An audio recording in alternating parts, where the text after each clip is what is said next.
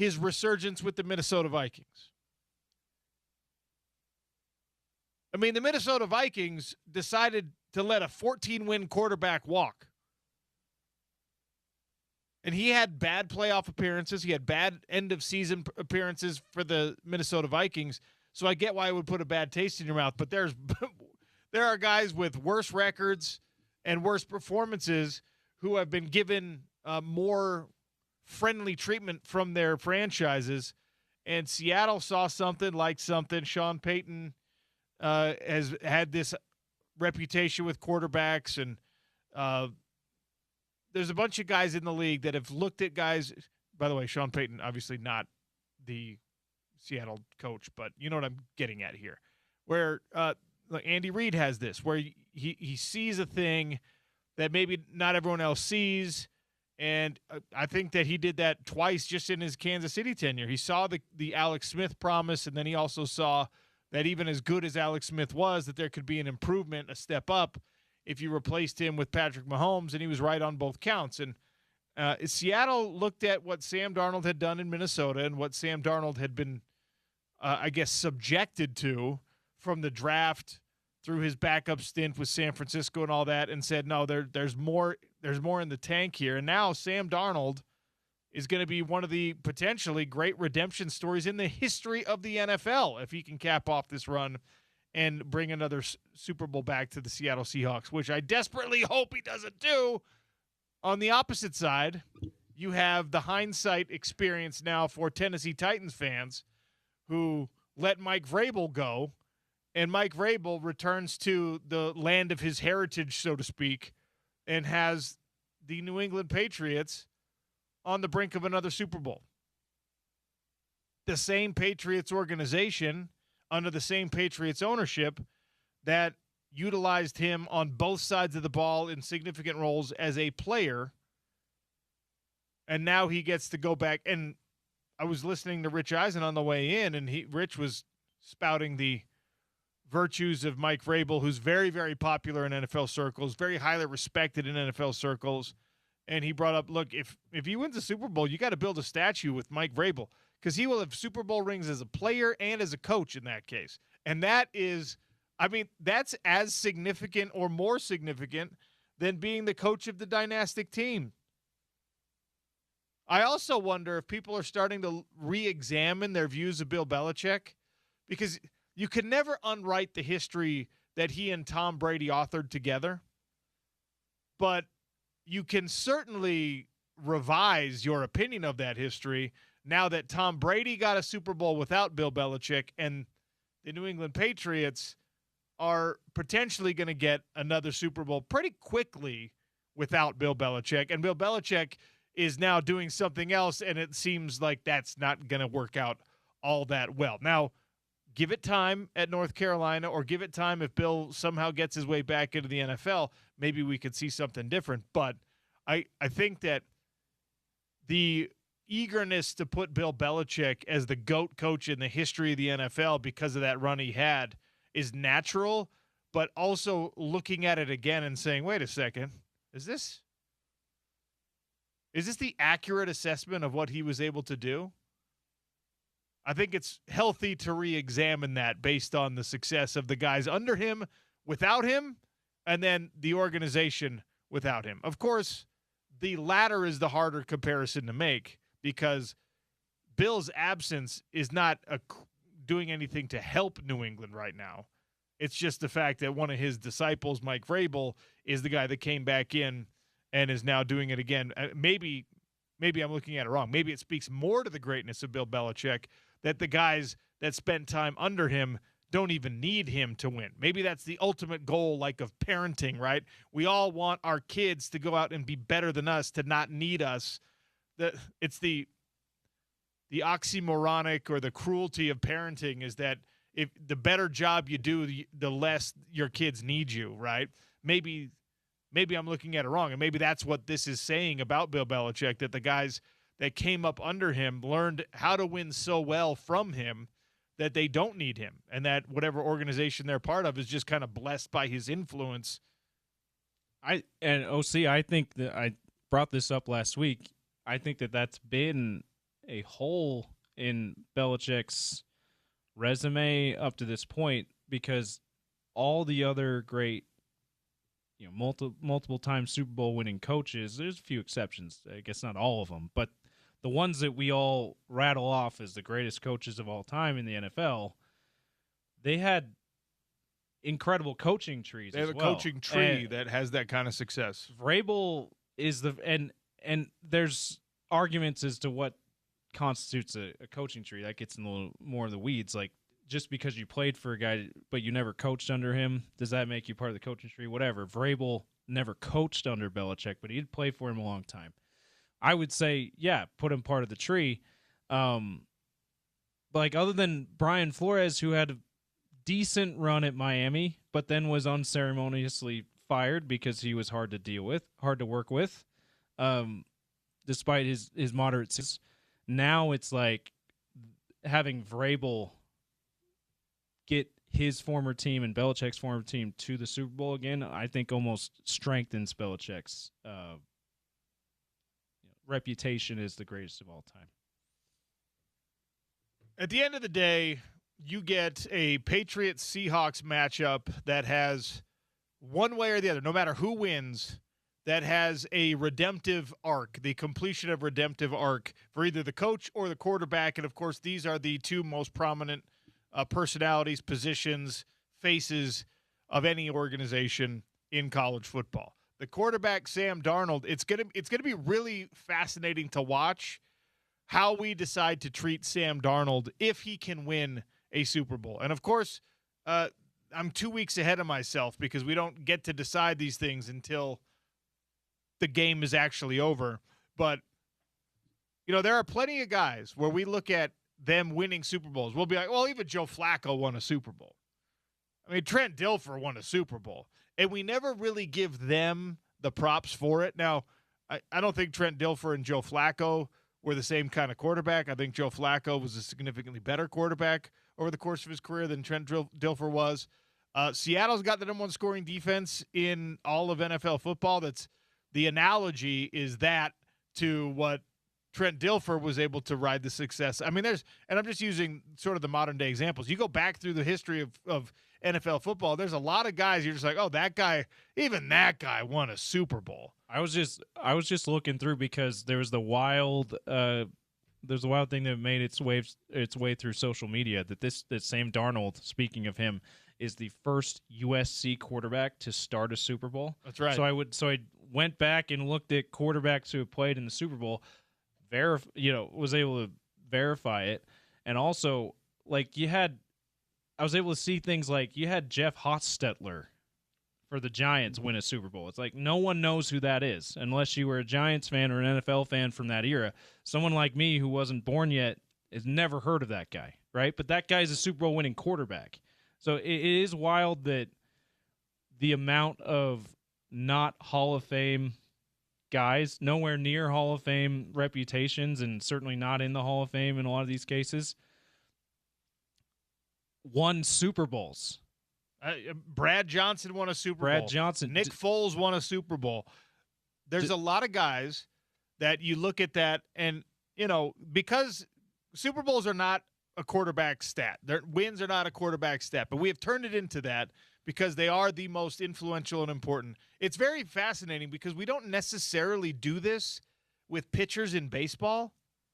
We don't say, well, how many World Series has he won? We say, what about Cy Young Awards, right? The counting stats are way more important to Hall of Fame legacy than championships in baseball. Which is insane, by the way, because football's even more of a team sport than baseball is. Pitching is just as important. Of course, even when you have a great game, you probably get pulled out as a pitcher. You don't really get to do the complete game. So there's an apples to oranges thing here. But we've decided to make wins, and very specifically in professional football, Super Bowl wins, a quarterback stat. And it's going to be really interesting to see how we treat Sam Darnold if he wins a Super Bowl. Drake May is young enough that we'll just see what happens, right? I think he'll get vaulted into the same way that because he's probably going to finish second in MVP this year, and he's so young. I think he'll get vaulted into can he pass Tom Brady and Patrick Mahomes in Super Bowl wins? Because he's got that, no doubt about it, talent. And Sam Darnold did coming out of the NFL, but there was so many years where we thought he was a bust that it's kind of too late to go back to, oh, no doubt about it, talent. Look at this. He's making good on it. And look, it puts a bad taste in my mouth to say it, but credit to you, Seattle, as a city and as an organization for now. I mean, the Geno Smith thing, the resurgence of his career, never made it to a Super Bowl, but very, very real in Seattle, right? Under a different coach. Completely, I mean, the organization was very, very different, but somehow you did this now with effectively back-to-back guys that were cast-offs and busts and afterthoughts in other organizations. So I don't know what you have in your Kirkland signature bottled water up there or whatever, but it's helping. And for whatever reason, I always believed that Sam Darnold was a better player than what we were getting. Even I was excited when he was going to be the Niners backup because I was like, oh, this guy's I really like him as a player. And I think it goes back to when we saw his first real action as a college football player. He came to Rice-Eccles Stadium as a true freshman and played great in what was ultimately a USC loss. But he was not the problem for that loss. He was making some big-time throws, some big-time plays in that game. And I think that's probably why I've always been like, man, Sam Darnold is better than what we're giving him credit for in the NFL. And if you're the Jets, and more pointedly, if you're the Vikings, you have to be looking at this and being like, man, what kind of mistake did I make? If you're the Titans and you let Mike Vrabel go and now he's on the brink of a Super Bowl victory with his organization, the New England Patriots, the team that he probably always wanted to coach for and be the head coach for, you got to be looking at yourself if you're the Titans. And at that point, it goes all the way to ownership when you're the Titans, because ownership has to sign off on a head coaching change. Quarterback change, a lot of times owners will get involved, but that's the personnel department. That's your GM. Sometimes it's your head coach, whatever. If you're the Titans, you're looking at it and just going like, if this guy that we fired is going to go and win a Super Bowl right away, we look like the biggest morons on the planet. And then you look further into your own organization, and you're just like, have we really drafted well ever? Have we – not ever, but recently? Have we done anything good? Are we making the right decision with our stadiums and things like if you're the Titans and Mike Vrabel wins a Super Bowl championship, you really got to stand in front of the mirror. You got to take your shirt off. You got to take your pants off. I guess you can leave the undies on and just be like, all right, let me take a real self-assessment here. Am I as smart, in shape, good-looking, and talented as I think I am? And the answer is going to come back, no. You got to like turn all the lights on so that there's not just the one that's overhead that does the shadow so you look good in the mirror, like look at the muscular definition. You just got to have the floodlights on. You just be like, oh, what the heck is that mole? Why is it shaped like that? It used to be circular. Now it looks like Australia. What's going on here? By the way, the other angle to this with Mike Vrabel and the mistake by Tennessee to let him go is he never had a top talent quarterback at Tennessee. He had Derrick Henry, and they rode him in a really good defense to the AFC Championship game and multiple playoff appearances. But Ryan Tannehill, who was another career resurgence guy for a minute, they were making do with him. They've got Cam Ward now. Now, Mike Vrabel is doing this. He's finally got a top-tier quarterback talent in Drake May. Like, now Tennessee's got Cam Ward. You got to be like, oh, man, if only we had the right head coach. Yeah, you did have the right head coach. What if we had a good head coach and a good quarterback? Because, newsflash, that is basically the secret sauce. You can figure the rest out, patchwork quilt as much as you need to do it. You got those two things right, you're going to make the playoffs. That's it. If you have a good coach and a good quarterback, you're making the playoffs. If you have a good coach, a good quarterback, and a good defense, you're going to make it to conference championship weekend. Could win the Super Bowl. And then if you have like a receiver and probably a running back with those other pieces, now you could win a Super Bowl. And obviously, you got to have a line that can protect your star quarterback. I mean, Colts fan, that's what killed Andrew Luck. All right, that will. And honestly, if you're a Chargers fan right now, yeah, you're thinking that might kill Justin Herbert. You're thinking the same thing. You're like, man, I think we have a good coach. I think we have a good quarterback.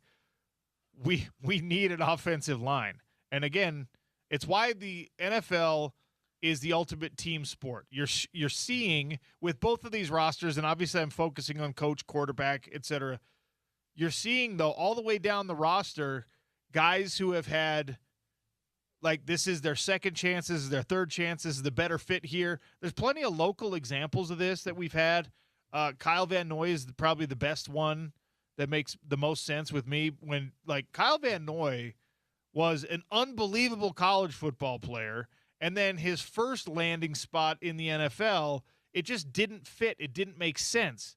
And then he got with, again, the exhausting to talk about New England Patriots, and all of a sudden you were like, oh, wow, look what this guy's capable of. And then he got a big payday with Miami. And guess what? That didn't work out either because Miami as an organization stinks out loud.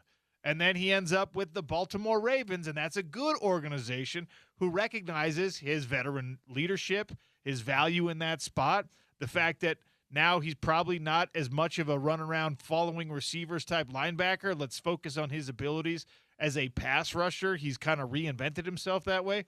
And because good organizations recognize what you're good at, that person's career, and I'm using Kyle Van Noy as an example, but fill in the blank with any assortment of players that you want, and now you've got look at what Rashid Shaheed is doing for the Seattle Seahawks.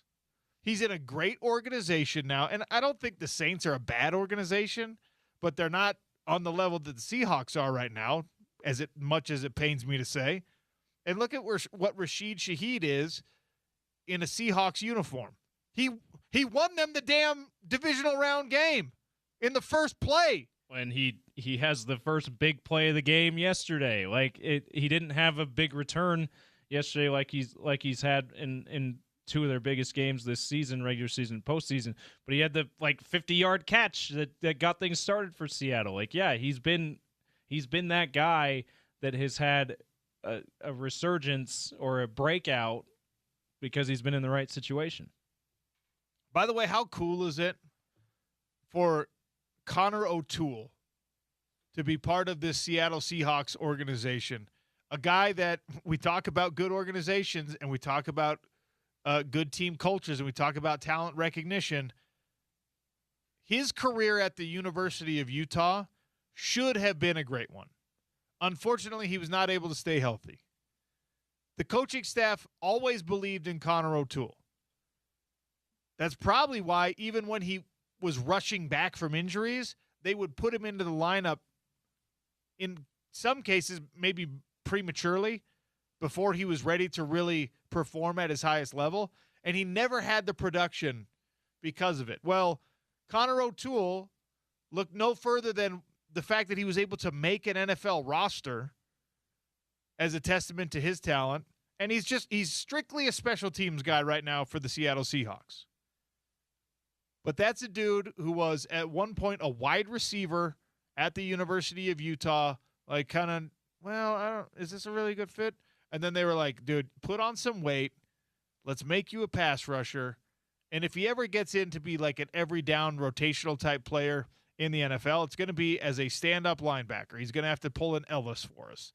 And instead, he's in an organization where he makes a tackle a game, 2 tackles a game as a special teams guy, and he's going to win a Super Bowl probably. Seattle's favored right now, I think, 4.5 points in the way too early.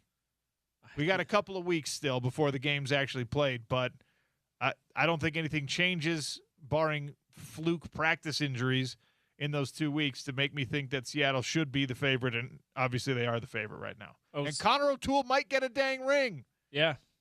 OC, speaking of that, go a little tangent from Connor O'Toole storyline for a second.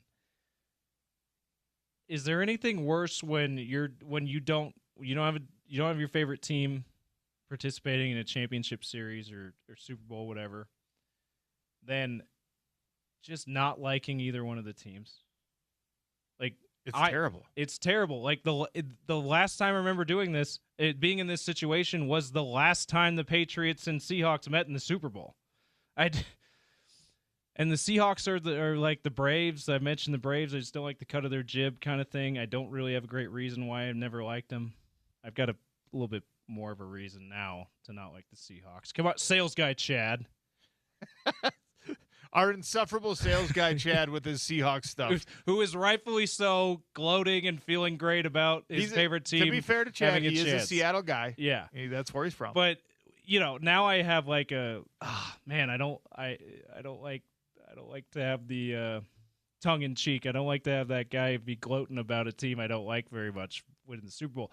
But like the last time the Pats, and this is a new Pats era. I do like Mike Vrabel as a coach. I despise Belichick, so it's different that way. I like Drake May as a quarterback. I did not like Tom Brady, so it's different, but it's still that team that I will never root for. Like, I just had way too much childhood trauma of them beating the Colts and Peyton Manning in the playoffs too often. This, as a sports talk radio host, you should never admit something like what I'm about to admit, but I've told you all I'm going to be on an airplane during most of the Super Bowl, and because this is the matchup, it's not that I don't want to watch it at all. It's not that I'm like hoping they don't have the Super Bowl, but if the Broncos, who is another team I don't root for and don't like, but with all of the former Utes, all the local interest, Bo Nix, who I covered his entire college career, if I don't get to watch that Super Bowl with the Denver Broncos, I'm like mad. If I don't get to watch this Seattle Seahawks New England Patriots Super Bowl, which would be the first Super Bowl I haven't watched since maybe forever. Yeah, I was going to say when I lived in Africa, I don't think I watched the Super Bowl, but I didn't live in Africa during the Super Bowl. So, no, I'm not like, a lot of our listeners that served LDS missions. Maybe that's the window that they didn't get to watch the Super Bowl for a couple of years. Those are the Super Bowls that they missed. I don't have that excuse. I think I've watched every Super Bowl since I became aware of what the Super Bowl was. And this might be the first year where I'm just like, I could do without I caught the highlights. But the thing about it is, it probably is going to be a really good game. And so at least if you tune in, you're going to be entertained. I don't know. Part of me weirdly hopes that like the underdog, and I hate saying this, the underdog Patriots, it feels like a better story, but I hate it. Like, it's the Patriots, man. Come on. If I have to choose a rooting interest here, I guess it's the Patriots just because I don't want to see Seattle, a divisional rival of my San Francisco 49ers, win a championship and have nice things happen for them. Seattle's obviously a great story too, though. I would love to see Rashid Shaheed and Connor O'Toole get rings. And the Sam Darnold story is also great. Like, you root for a guy like Sam Darnold too. It's too bad he's on the Seahawks. It's kind of how it feels for me. All right. Sorry to the Seahawks fans tuning in. We're sorry for poo-pooing everything. I'm not sorry, OC's Seahawks fans. I'm not sorry about that. All right? Because let's be honest, most of you, all right, I'm looking dead into the camera here if you're watching on YouTube, most of you Seahawks fans, especially if you're above age 30, you're bandwagon fans, most of you. If you're not from the Pacific Northwest and you're a Seattle Seahawks fan, you jumped on the bandwagon because you liked the uniform redesign or you started to like them when they got good with Marshawn Lynch, etc. You really liked Richard Sherman just berating Aaron Andrews. You just enjoy the cantankerous nature of the former Stanford Cardinal, Richard Sherman. Most of you are bandwagon fans, Seahawkers, all right? Hate to break it to you. Our show today and every day is brought to you by our friends over at Big Willie's. Patrick, he sent me the update on what's going on this week. All right, Tuesday night, bingo at 7:30, $1,800 jackpot in that. Wednesday is trivia night. There's another UFC card on Saturday at Big Willie's. Prelims start at 5. Main card is at 8. Great drink specials every single day. Craft food menu sold hot every single day. And how about this? This is a little disappointing, people. Raffle tickets are light, which means not enough of you have gone in and said, I heard about Big Willie's on the Sean O'Connell show. I'd like to win Utah Mammoth tickets, which means 1717 South Main. You go put your name in. You got a great chance of getting 2 club-level tickets, 8th row tickets to Utah Mammoth versus Detroit Red Wings coming up on February 4th. Just mention the Sean O'Connell show when you go down to Big Willie's, and they'll put your name in the raffle for those Mammoth tickets. All right, got to take a break here. Ari Temkin joins us next. It's Utah's #1 sports talk, the Sean O'Connell show on ESPN 700 and 92.1 FM.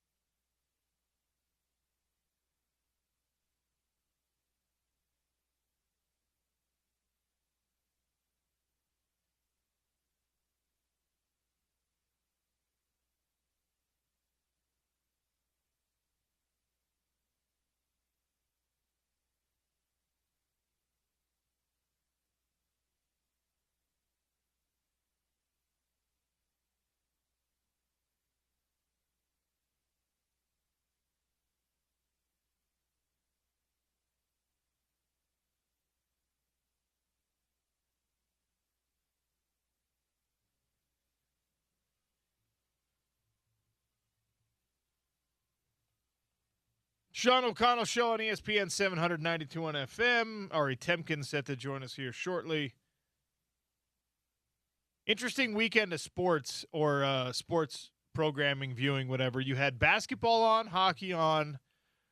You were waiting for the NFL playoffs. Saturday, you had a return to action by the UFC.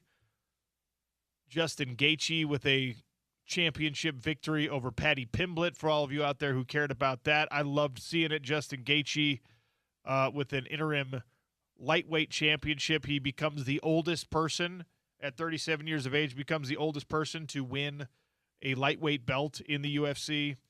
And he did it in pretty impressive fashion. Paddy Pimblett was impressive too. He took a nasty beating but didn't go away.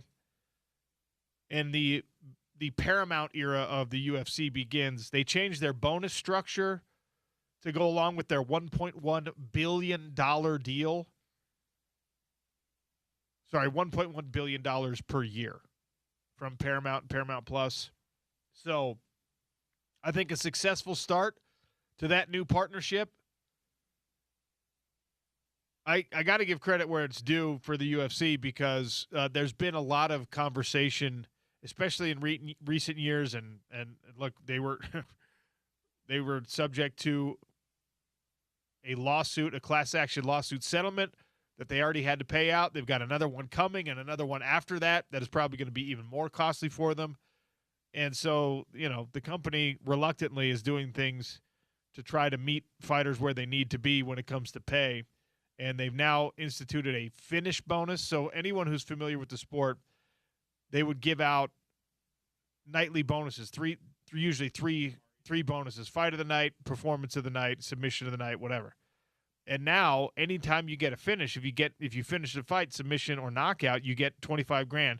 And then they doubled the bonuses for like fight of the night. Now it's $100,000 instead of $50,000, which is kind of a big deal. So anyway, shout out to Justin Gaethje.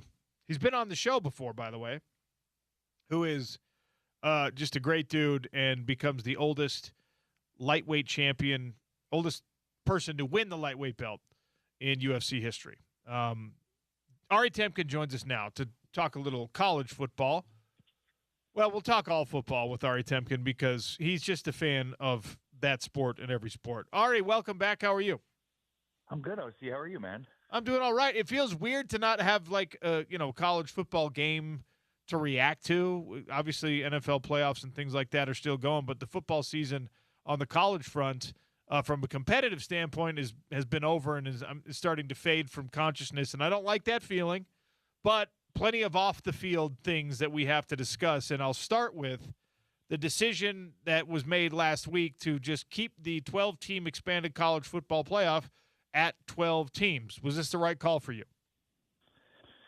I mean, it's interesting from the standpoint of, what were the alternatives here? The 24-team playoff seems like a bridge too far at this point in time. And, it feels like, based on what was been reported, that, the SEC was all in on, as was the Big 12 and the ACC and every other conference, on expanding to 16 teams. But the Big Ten, who's, obviously the second power broker here, was basically like it's 24 or nothing, or at least, they had to have written in some sort of agreement that eventually they would work towards 24, which, again, I think is just a bridge too far. Maybe, at some point it makes a ton of sense, but to go from 12 to 24 to double the pool, and then what does that mean for conference championship games and the schedule? Like, I think 16 could have been a seamless transition, pretty easy. I think 24 would have taken a lot of adjusting the calendar. So, that's why we're at this impasse. So I guess I'm fine with 12. I'd definitely prefer 12 to 24. And it also feels, OC, like this is just kind of the tip of the iceberg in terms of issues that we're dealing with that need to get sort of finalized and settled here in college football. You mentioned the calendar, and the calendar was a major point of discussion this postseason, more so than any year I can remember. And, if COVID taught us anything, it's that the college football world can be a lot more nimble than we ever gave it credit for previous to the shutdowns. Are we going to see any kind of significant votes, discussions, maybe even changes on the college football calendar in the short term? I mean, for me, I can't for the life of me figure out how there's some things that, we shouldn't have changed immediately. I mean, I think so. There's sort of two thoughts here. There would be like, okay, the off-season calendar, right? And how do you adjust the off-season calendar? And then there's the in-season calendar. I think the off-season calendar, though, OC, at this point is much easier to adjust. I mean, you have to look at, all right, does spring football still make sense? Does the transfer portal window, where it is, does that make sense? Does the early signing period make sense? I would say no, that where we are at this point in time to have the early signing window, which has become kind of the signing period in December, makes zero sense. It feels like you should move that back up to February when it initially was so that you're in the fall and off season. Then it feels like if we're following a model of the NFL off season, you go from, the signing period in February, the draft, free agency should be around there. So maybe the portal should be open at that point in time. And I know that hampers spring football, but spring football probably has to change too, and probably should be more mirroring that of an NFL offseason with OTAs. So, I feel like that's the most obvious change and move that needs to be happening, and yet we haven't really seen any adjustments. But I would start with the off-season schedule and then perhaps adjust the in-season schedule. But the early signing period to me, it's nonsensical for it to be exist anymore. I think initially the reason it was implemented made sense, but now here we are 6, 7, 8 years later from when it was initially implemented, and it doesn't make much sense anymore, especially where it is. So for me, you go back to that February, it makes a lot more sense. The season's over. I think you also have to adjust again when the portal is, so that you're not running the portal into the end of the regular or the end of the postseason. That also makes no sense. So it feels like those should both be kind of February events, which then lead to some sort of get together with the team in spring. Probably they'll push back a little bit than what we're used to with spring football, where it's January, February. Probably should be more towards February, March, and then into the summertime where you probably have more OTAs. I think every school should be looking at it holistically. Does spring football still make sense? And can we make, adjustments to spring football that then allow us to adjust the signing period, the transfer portal, and then how we bring this team together at some point. Ari Temkin is my guest here on the Sean O'Connell Show, Big 12 Today on TuneIn Radio, friend of the program, as he's joined us all football season long. Dabo Swinney is sometimes a punchline, and sometimes he is a hero. And I will put the most recent Dabo headline in the hero category. He went out naming names, time-stamping communications, and calling out Ole Miss and their GM, their staff, for tampering with a linebacker recruit that was committed to and in class at Clemson. And, he seems like he's pretty insistent they're going to pursue this to the ends of whatever earth Clemson wants to exist on right now. Will we see anything meaningful come out of this other than just a viral moment where Dabo got everyone's attention by highlighting and showing us the details of how tampering works in college football?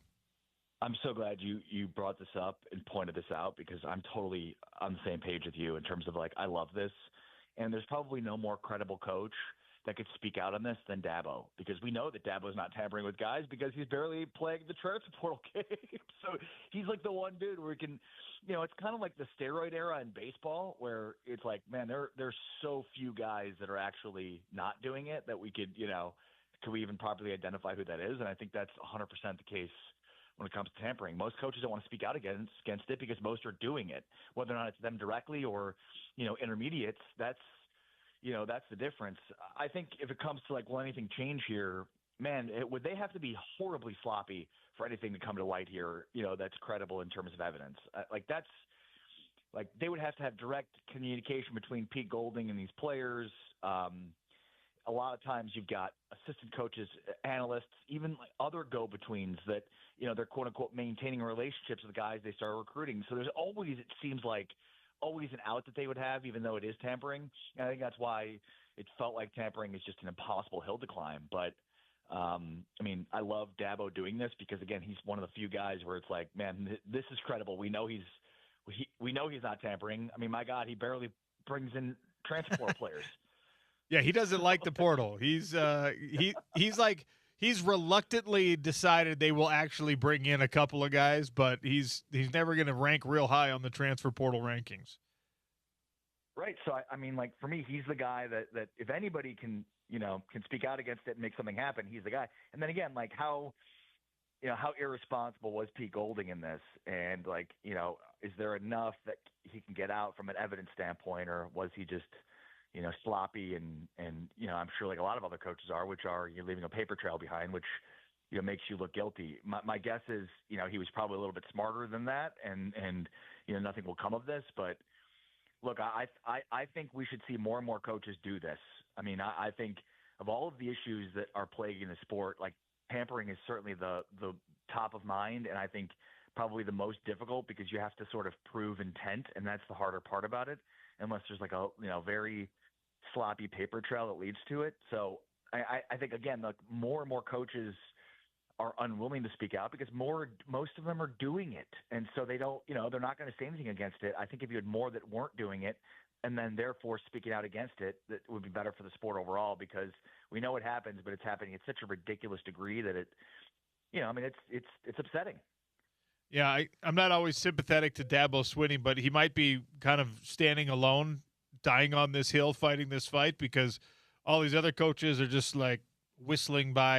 Yeah, tampering's bad, but we're doing it too. So, because if you bust out the receipts like Dabo did, obviously the counterpoint to that is, well, here, let me pull out my receipts of a guy that you tampered with that was supposed to go here. And I think you hit that right on the head. Okay, so adjacent to this is the situation we've already talked about briefly with Darian Mensah, who was not in the transfer portal until the 11th hour, and it looked like he was staying at Duke, and then Miami apparently convinced him to jump into the transfer portal, and then Duke was like, no, we're going to enforce this contract. We think we have grounds to enforce this contract, and now they're at this strange impasse, Duke, Darian Mensah, presumably Miami, where, much like the Damon Williams at Washington situation, Duke is trying to force a guy who doesn't want to be there anymore to be there, or at least to get damages, and who's going to pay the damages? If it's not the kid, then is it Miami?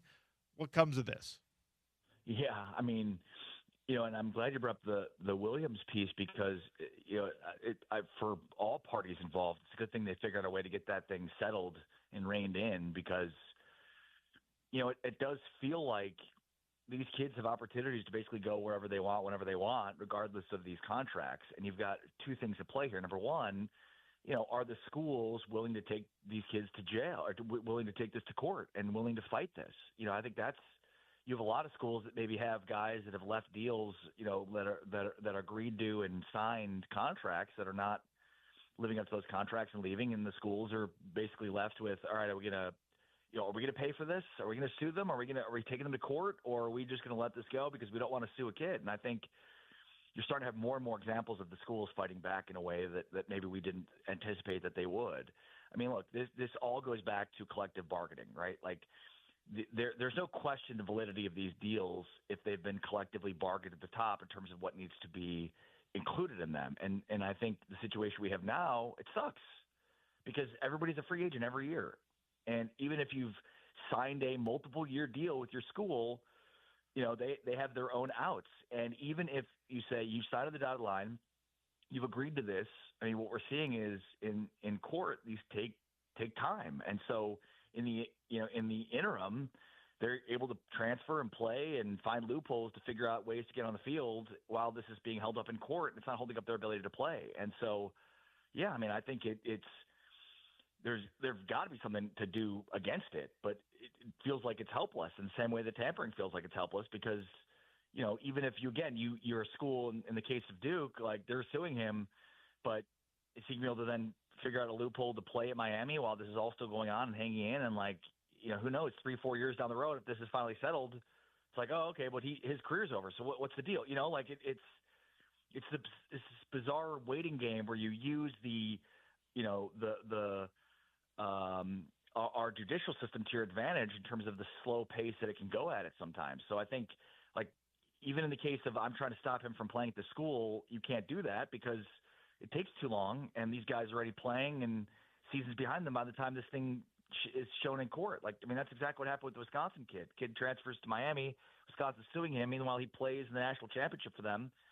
And, now what? He's out of the NFL. It's still being settled in court. Is Wisconsin going to keep paying for it? I think that's the issue here, is these things drag out, in some cases, the kids have the opportunity to drag them out as much as they can, and if they have the resources to do so, they do it.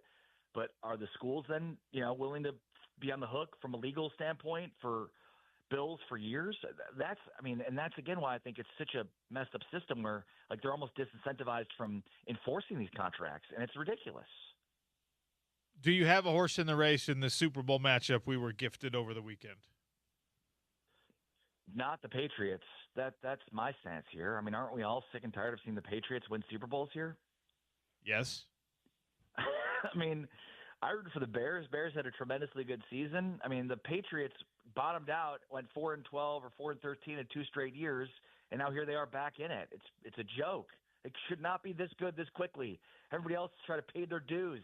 I mean, Cleveland's still rebuilding since in the early 2000s when they left Cleveland and went to Baltimore. So I feel like I'm with a lot of other people where it's like anybody but the Patriots at this point. They've won too much, and this is too soon, and they need some pain. Those Boston sports fans need some pain here. Is there anything that we can extrapolate to the college football world about the Mike Vrabel run out of Tennessee and now on the verge of winning a championship in New England, or the Sam Darnold, in the wrong place a couple of times, and then you put him in the right place, and now he could potentially be a Super Bowl winning quarterback? Is there anything we should learn for college football from these things?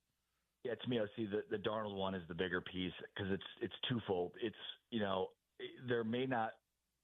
Indiana's an incredible turnaround. What they're able to do and what Darnold has been able to do with his career is an incredible turnaround too, and not just from where he was with the Jets, but even, the Vikings got rid of him after last season because they felt like, well, he wasn't the guy that would help us win the big game. Like, oh yeah, he's good enough to be a bus driver, and if we've got a really good team around him, he'd be good enough. But like, is he enough to get you over the hump? I mean, we just watched him beat Matt Stafford in an NFC Championship game because, we can credit the Seahawks defense, and certainly there's a ton of credit to go to them. But 360 yards, 3 touchdowns, didn't make mistakes. Stafford made those mistakes. So, he just outdueled Matt Stafford in an NFC Championship game situation. So I think number one, what an incredible turnaround, and to think we go from an Indiana situation where their football program turns it around the way that they did to just what Darnold did on the NFL side is incredible. And then, we knew this, and if you played at a high level, this. The scheme fit, player fit, that thing is one and the same. And if you're constantly watching the same franchise struggle with multiple quarterbacks, then you probably have a general manager, head coach, quarterback issue. And I think we've seen a lot of other situations in which it's not the quarterback's issue, it's more of the system around him. And, you've got to have a system that's multiple, that's able to be versatile, be shaped to the players that you have. I thought Sean Payton with Bo Nix, that offense was tailor-made for Bo Nix. It's get him on bootlegs, get him on the run, get him on the move. Well, that's not going to work as well for Stidham. Stidham's got some athleticism, but it's a different kind of game. So it's Denver, I think, was put in a bad spot because, they just couldn't change their offense to fit Stidham in the same way that they did for Bo Nix on such short notice. But I do think that that just gives you a good example of if you've got the right coach that fits your system to fit the skills of the player, you're going to be successful. And I think Darnold, it's been that. Darnold with the Jets was terrible, with the Panthers was terrible. Then he gets on with Kyle Shanahan. I think Shanahan figures out a better way to use him. Obviously, Kevin O'Connell then took that to a large degree with the Vikings, and they had 14 wins. He's the first player since Tom Brady to win 14 games in back-to-back seasons. Sam Darnold. It's remarkable. So, and while I think last year, again, you could stay with the Vikings, he was sort of in a good situation. He was a bus driver for a good situation. I think it's obvious that he won them this spot in Seattle. He was the reason they're going to the Super Bowl, and they needed him to play that well. He couldn't just be a bus driver for them to beat the Rams. Yeah, he played great. And it was an incredible duel, actually, back and forth between Stafford, who is a bona fide, people talk about him as an MVP candidate every dang year. No reputational issues at all for somebody like Stafford. And Sam Darnold was going punch for punch with him. It was a really, really incredible game to see. And, as much as I can't stand the Seattle Seahawks, it is a great redemptive arc for Sam Darnold. We'll see how it plays out in a couple of weeks. As always, I appreciate your time joining me today, Ari. Thank you. You're the best, SC. Be well, brother. Ari Temkin, absolutely the man. You can ask him anything. All right. There was a pseudo sporting event on television over the weekend, it's specifically live on Netflix. That was one of the most insane things we will ever watch on television, and maybe the most impressive athletic feat that you're not giving it enough credit. It's the Sean O'Connell Show, Utah's #1 sports talk, ESPN 700, 92.1 FM.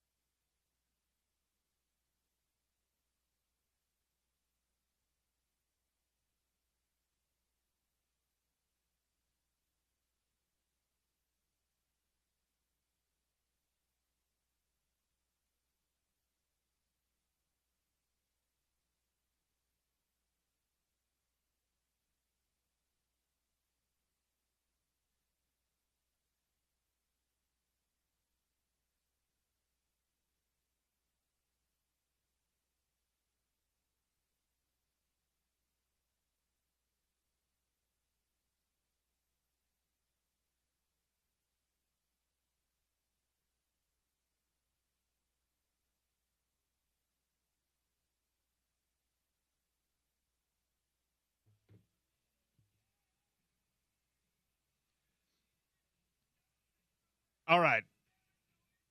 Most of you have probably seen the climbing documentary Free Solo by now.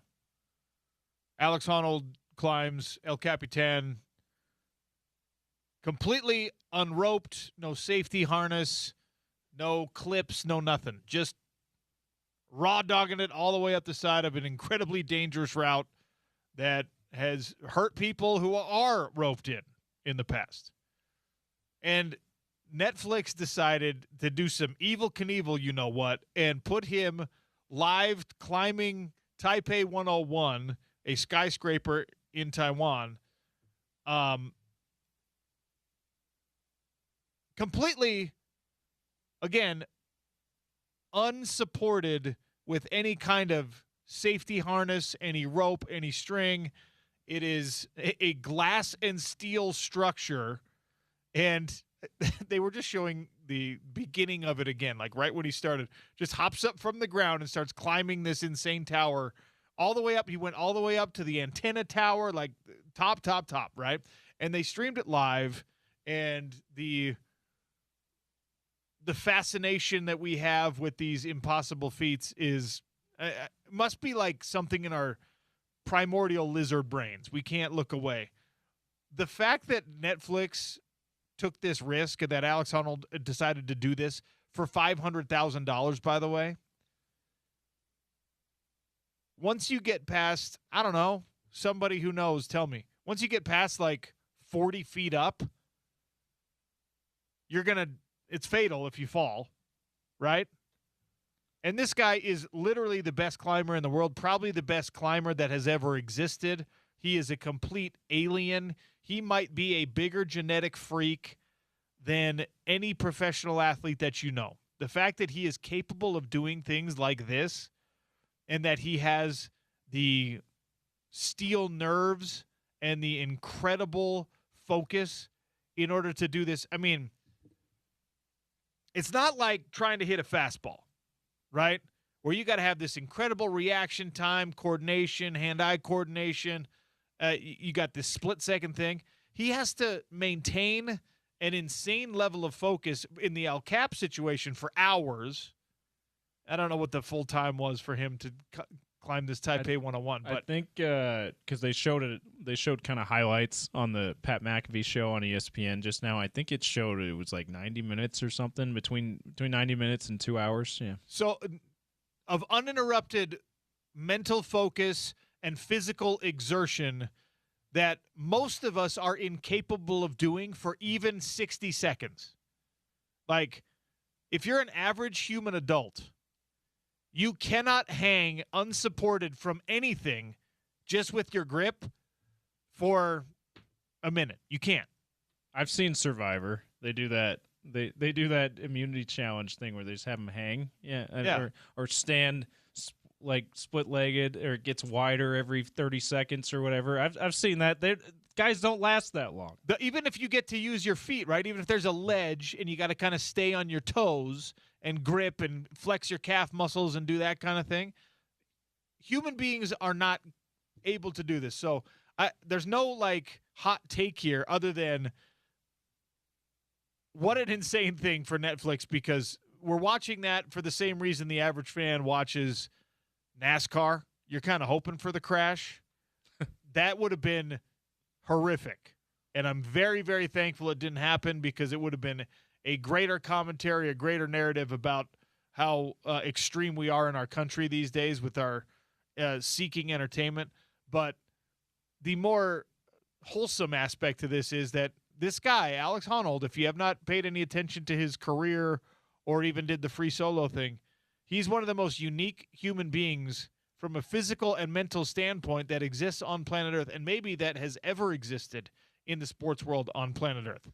I somewhat jokingly, when I watched Free Solo, I was like, oh, we are very, very lucky that this person found climbing as a thing that speaks to his soul, because he is a sociopath. He is someone that doesn't understand human emotion, that doesn't feel things the same way that other people do, that does not it's called low basal arousal level, which means like that guy, nothing extreme bothers him.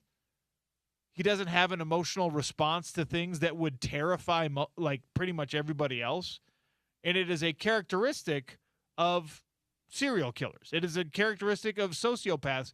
They have this thing where like they are not shocked by things that shock everyone else. He is obviously that way, and we are just very lucky that he has channeled it into something that is supremely positive and awe-inspiring and really impressive. And that's without even mentioning the physicality of the demands that he puts on his body. Like, he can do you all know a rock climber who can do the pinky pull-ups or whatever, and he can do them better. More than anyone can. His core strength is freakish. I mean, And he just like, he climbs to the top of this building and he just kind of smiles. He's like, oh, that was cool. Takes a selfie. Gives his wife a hug. Yeah. Who, by the way, was on the other side of one of those windows like 100 floors up. Like, can you imagine if something would have gone wrong being her, witnessing that? I mean, yeah, I'm so glad, just like what you said, nothing went wrong because there's no editing that either. It's live streamed on Netflix. But anyway. But yeah, just we're very used to gauging how impressed we are when we see something in basketball, when we see something in football, even like gymnastics, where we don't watch it all that often, but then the Olympics come around and we're just like, whoa, that was the most impressive thing I've ever seen. That's pushing the level of human performance to, like, Simone Biles just added another full tuck to this routine, and even our casual eye can appreciate like how incredible that is. I don't know if we have the proper viewership context on just how amazing of an athlete this Alex Honnold guy is.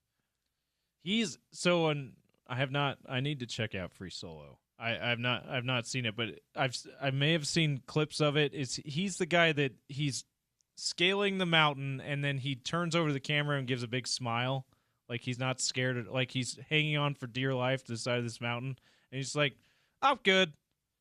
Yeah, that's him, right? That's him. Yeah. And that's the way, from Free Solo. By the way, he insanity. The guy filming him, right, is also an elite level climber who is clipped in and is like, I don't know if we should be doing this. And he's just like, yeah, no, let's do it. And the guy, this is a dude who's an elite climber who knows exactly how dangerous this climb is. He's got the harness and everything. And he's just like, man, I have seen people fall and hurt themselves even when they're clipped in. I've seen people fall and not be saved after this. And this Alex Honnold guy, there's a scene in Free Solo, you really need to watch it, where I think it's his now wife, but I think at that time I believe it's his fiance or girlfriend. And she's just like, well, do you want me to watch it? And he's just like, I don't care. He truly doesn't care. He doesn't have the same emotional connection to these experiences that most human beings do. Like, I would love to know if he even got scared while he was climbing Taipei 101. Or if that's what it takes to make him feel scared. Like, certain death, if there's any kind of negative consequence to that, if you slip and fall, there's no other outcome. It's that. And maybe that's the only thing that motivates him. He's just like, I got to do things that are that extreme. Everything else is easy for me. We don't have, like, Drake made some throws this weekend that only a handful of guys on the planet can make. All right, you watched a couple of Steph Curry shots this weekend that only Steph Curry and probably 10 other dudes have any hope of making. On Netflix, a man climbed a building. There is one person capable of doing what this guy is doing. One. Drake May, there's probably a few. Steph Curry, there's probably a few. Name it. Whatever athlete in whatever sport, there's probably a few, even a very, very select few. This dude is Usain Bolt. He just climbs up buildings instead of runs fast. It's wild. And Usain only has to focus for 10 seconds because he's so fast. Yeah. So, I don't know. It's one of those things that it makes your, like, you know, your nervous response to when there's confrontation or when, like, something really dangerous might be happening. For me, my tongue goes numb in my mouth. Like, that's how I knew that I was going to be walking into a fight. That's like my body. I would love to be able to tell you that as a pro fighter, you're not scared of fighting. You love it. You love the fear, but you love overcoming the fear. But your body is telling you you're scared, dude. And you sweat, obviously, but then my tongue, that's how I know. My tongue goes numb. It just feels kind of like weird. Other fighters, that same thing from when you've talked to them? Not really. I've talked to a lot of people, and like everyone has their own little thing. One of my friends, his left leg would shake. Only his left leg. Just his left leg would shake. There's everyone's body, like certain things make you feel that way. Watching this dude climb Free Solo, watching him climb this Taipei, it kind of flirts with that. Where if it, like, I'm not having that response for myself. I'm having that response for someone else. So I'm just like, oh, please, no. Yes, I've noticed recently I get the dry mouth. I get like all of a sudden I have no. All of a sudden my mouth's really dry and I need like a gallon of water. That's what I've noticed recently with the nervous response thing. It's a strange thing what your body does when it senses fear. Okay, this coming in on the text line. I've been following Alex for a few years. The biggest difference between this and El Cap was he was having fun with this. He keeps dead focused on Iraq, but he has fun on a building. I watched knowing he was going to finish it. I will trust your assessment there. I don't know how it's easier to climb a smooth-coated building than it is to climb a rock. I know that like the ledges are thicker and things like that, but it's steel and glass. With rock, you would think as long as there's sizable hand and footholds, their traction, the friction would be better. I don't know. All you rock climbers out there, my wife is a rock climber. All you rock climbers out there are a little bit nutty. It's a really cool thing. We have a bunch of great world-class climbing routes here, even in the Salt Lake Valley, but certainly around the state. Every one of you who participates in that, you have my admiration. You have my respect. I'm also a little bit scared of you because that's what you choose to be your fun hobby. Something that is like, I would have this discussion with people all the time and they'd be like, oh, you're a fighter. You're so crazy. I'd be like, you know how not crazy it is to choose another human being as your opponent? The stakes are only so high when it's another human being. All these motocross people, like bull riders, we had Cade Madsen on last week. It's you versus gravity. It's you versus the earth. Okay? So versus in bull riding, you said a 1,500-pound animal. Basically a wild animal, even though technically a livestock, more domesticated, but in that moment, a wild animal. Yes. Like, who could really hurt you. Like, MMA, even boxing, like combat sports are actually, in my opinion, kind of middle of the road in terms of extremity. Like, freestyle skiing, base jumping, rock climbing, certainly free climbing. Skydiving. Motocross, like big-time motocross, rodeo, all these things are far, far more extreme. And then it's like combat sports kind of in the middle, and then like football, hockey, all these ones. Collision sports. But it's like you're not even halfway to crazy if you're playing hockey or football or doing a combat sport. If you're a hockey player who turns it into a combat sport sometimes, like Jack McBain does, then you're right in the middle. But none of us are as crazy as this guy. All right, way over time here. We got to take a break. We'll start hour number 2 a little bit late, but we'll start it with big news coming out of Colorado. Deion Sanders innovating again. Is it going to stick with this Buffaloes program? I'll tell you what I'm talking about next on the Sean O'Connell Show. It's Utah's #1 sports talk, ESPN 700 and 92.1 FM.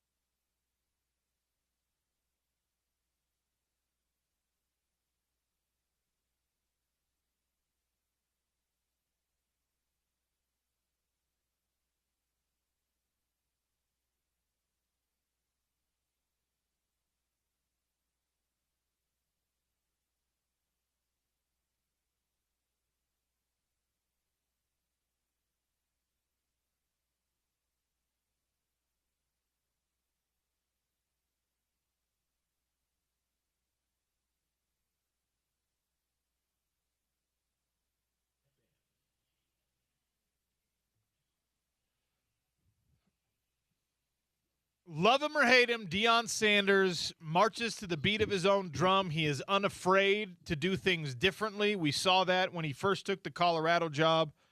Well, we really started paying attention to it when he took the Colorado job. He was already doing things a little bit differently at Jackson State. The fact that he decided to go to Jackson State and he convinced players like Travis Hunter and his own sons to be at Jackson State, along with another crop of really, really good, well above that level type players.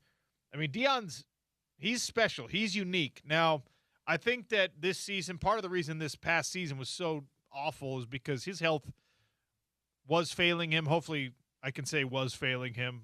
Hopefully, it no longer is failing him. But any of you who've been around people dealing with chronic illness or serious illness just know how much it takes out of a human. And I think there's no way that you could possibly be a successful head football coach and dealing with your own health on a daily basis. Now, I think that even a healthy Deion Sanders probably only gets that particular Colorado roster to like 7 wins, 8 wins at the best.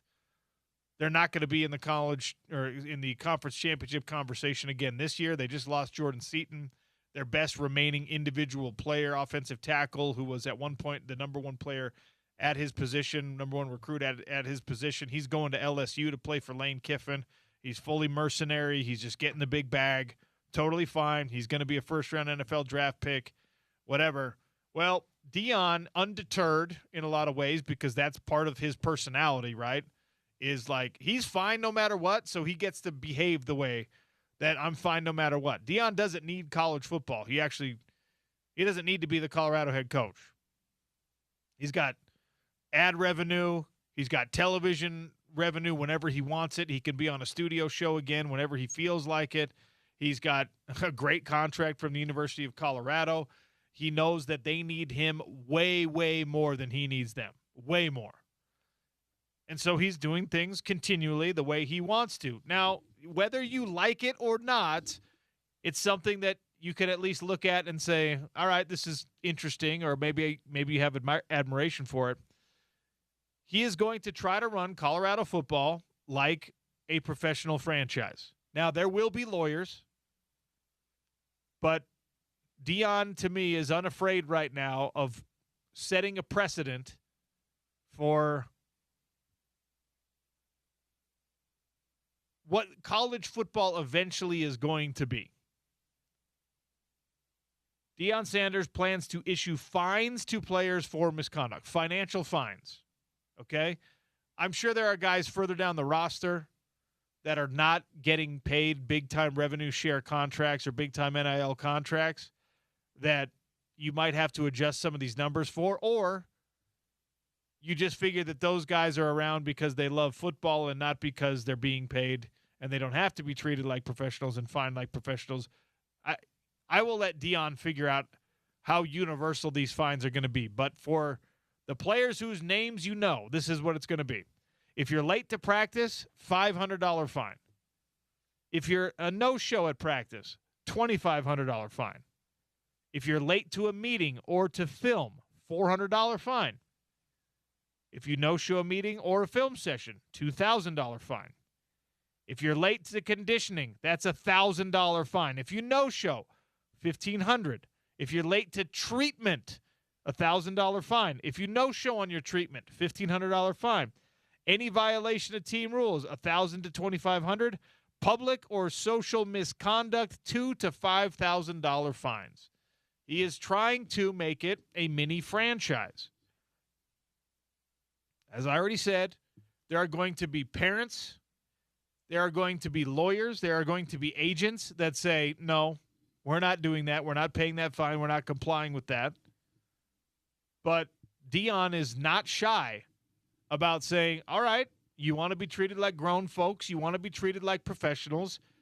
Let me tell you a little bit something about how we were treated as professionals when I was playing pro baseball, when I was playing pro football. And I would venture a guess that young, prime Deion Sanders probably paid a fine or two in his day because of how much he was feeling himself and how he most likely at times felt maybe he was above some of the rules and the law. So he speaks to it from an even more informed perspective,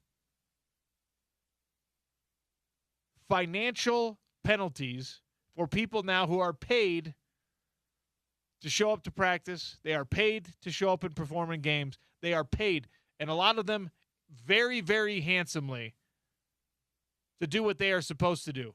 If you color outside the lines, if you don't do what you're supposed to do, Deion Sanders is going to fine you. He's going to hit you in your wallet. He's going to try to get you where he thinks it will actually matter. It is a departure from what we're used to in college football yet again, and it's something that will have its legal challenges, but I actually love it. And I love that it's Deion, the same way when we were talking with Ari Temkin about how Dabo Swinney can do and say things that other coaches probably can't do or say. Deion is also in that category. If you're some crusty old coach that was never a professional athlete himself, and you walk up to your star wide receiver, your star running back, your star quarterback, and you say, "You were late to practice. Where's my $500?" He's going to look in your face and be like, "Coach, what? Come on. No, that's the policy. Where's my $500?" Or he would say nothing at all, and he would try to pawn that off, that responsibility off, on an underling. He would try to make the GM do it. He would try to make somebody further down the power ladder in the college football program try and get that money from you, even if he had established this situation himself. Deion Sanders is the dude that will walk up to a guy and say, "Where's my $500?" Coach, I don't have it. You wrong. We pay you $4 million this year. What do you mean you don't have it? Where's my $500? You're late to practice. You're a professional here. I'm preparing you to be an NFL football player. And he has cachet with kids that other people don't have. And guys are there to play for him because of that. Because of the fact that he is unique. Isaac Wilson transferred to the University of Colorado from the University of Utah. Is Isaac Wilson going to say, "Oh my gosh, mom, dad, agent, look at this new list of things that I have to worry about"? Or is he going to say, doesn't apply to me. I'm not going to be late. I'm not going to no-show. And I'm not going to commit any misconduct. Because that's one thing that today's culture and today's parenting styles or whatever, like, if you do what you're supposed to do, none of this touches you. In fact, I don't know what his plans are with this fine money. I imagine it just goes back into like the NFL, when you get fined by the NFL, it goes into a charity fund, right? Maybe Colorado does the same thing. You know, it's an even better idea. If star player no-shows a practice and his $2,500, that fine actually gets paid, give that to the guys who don't mess up. Give that to the guys that are on the team who don't have NIL deals, who don't have revenue sharing deals. Put it in a pool for the teammates who are not the ones missing practice, and then it incentivizes even further. Because if you do things the right way, you benefit from this new system. And if you do things the wrong way, you have to pay into it. I don't think it's going to be enforceable, if I'm being honest. I love the idea behind it. I love that Deion Sanders is that dude, is the coach that's willing to say, "No, you are not going to screw up repeatedly without it costing you something meaningful. If you're at my program, we've had these financial discussions. We have made this about money. I have made it about money. So on the top end, that's a good thing for you. On the bottom end, I'm going to make it a bad thing for you." And by the way, when you talk about how much money a lot of these young guys are getting now, these are tiny little slaps on the wrist financially. If you have $1 million contract and you're late to practice and you have to give up $500, it doesn't hurt you. But money's the thing you care about. And again, I think parents matter a lot in this, because there's a ton of parents that the kids that are in college football right now, in college basketball right now, they are the gravy train for the parents. They are people supporting their parents. Is mom, grandma, dad, uncle, whoever benefits, are they going to be like, you better get to practice, because if I'm giving $500 back to the program, that's $500 less for me to share with the people around me. If I'm missing practice and $2,500 goes away, and my mom is used to me sending her $2,500, my mom might be like, honey, you better get your butt to practice because I need that. And Deion knows these things. He knows the stories all the way up and down his roster. That's one thing you cannot criticize the man for. He is dialed in with the players, especially the ones that actually play and are factors on the team. He knows the background. He knows what their parents need. He knows what their sister needs. He knows all these things, and he can use this as a way to motivate. It kind of sucks that it has to be this way, and if you have a great culture in your program, you probably don't need this. But I applaud him for acknowledging that I've made my college football program into a mini pro franchise, so I'm going to run it this way. Well, and I think no matter what you do besides that to establish a culture, I think that this is part of what reinforces that culture, right? And I think, I think that Kyle Whittingham, he shall not be named, for 20 years, I could see him if he felt like he was allowed to, if he felt like it was a realistic thing to do, I could have seen him instituting something like this. Like, there's certain coaches that would want to put their money where their mouth is with the kind of accountability they want in their program, and I think that fines would appeal to those kind of guys. So I think that this is an incredible thing that Deion is trying to institute here. I hope that it survives the legal scrutiny. It's certainly going to get, because this is something that is very needed in today's college football world. There needs to be some kind of check to, as much as you and I and many other people are for these players finally getting a piece of the pie financially and through in kind of an indirect way with NIL mostly. But however it's happening, it's a good thing for these players. But also the power dynamics need to be a lot more even than when they've gotten. So this is one of those things that a mechanism that Deion is trying to institute to help even that out a little bit in the school in the coach's favor. I wonder, because he's experienced this like high of highs when it comes to recruiting, and also a couple other situations where you're just like, Deion, what's with this class you got coming in? Like, he's basically said, I don't recruit high school kids, I don't go to their homes, whatever. So I'm curious to see what this does, because like I'll use Jordan Seaton as the example, right? That's a guy who's making like $2 million to play offensive tackle at the University of Colorado. And now he's in the transfer portal. He decides to go to LSU. Is Lane Kiffin going to fine him? Probably not. In fact, I bet Lane Kiffin doesn't make him do anything he doesn't want to do. He just feels like that permissive type of parent. And maybe if you're a Jordan Seaton, you're just like, well, I was going to go anyway, but coach, you're not fining me. I didn't sign anything that said that. We're not going to do that. I think if you're Deion, you might be okay with that. Just be like, fine. You don't want to be treated like a big boy.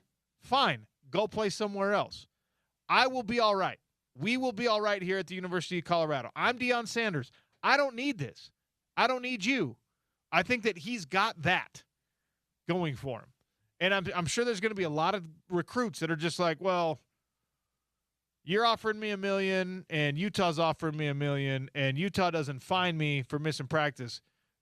I think Deion is the type of dude that'll just be like, okay, go to Utah then.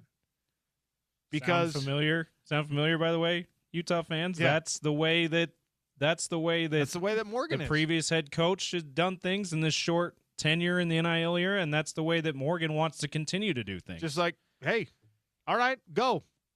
We heard Eric Weddle say that if and when he ever joins the program, that's what he wants to do. That's the mindset he wants to have. Okay, fine. Good luck somewhere else. We'll stick with the guys who want to be here.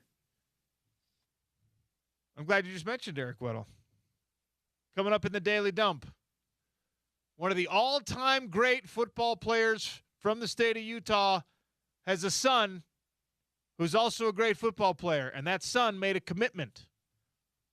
We'll get into that in the Daily Dump. It's the Sean O'Connell Show, ESPN 700 and 92.1 FM.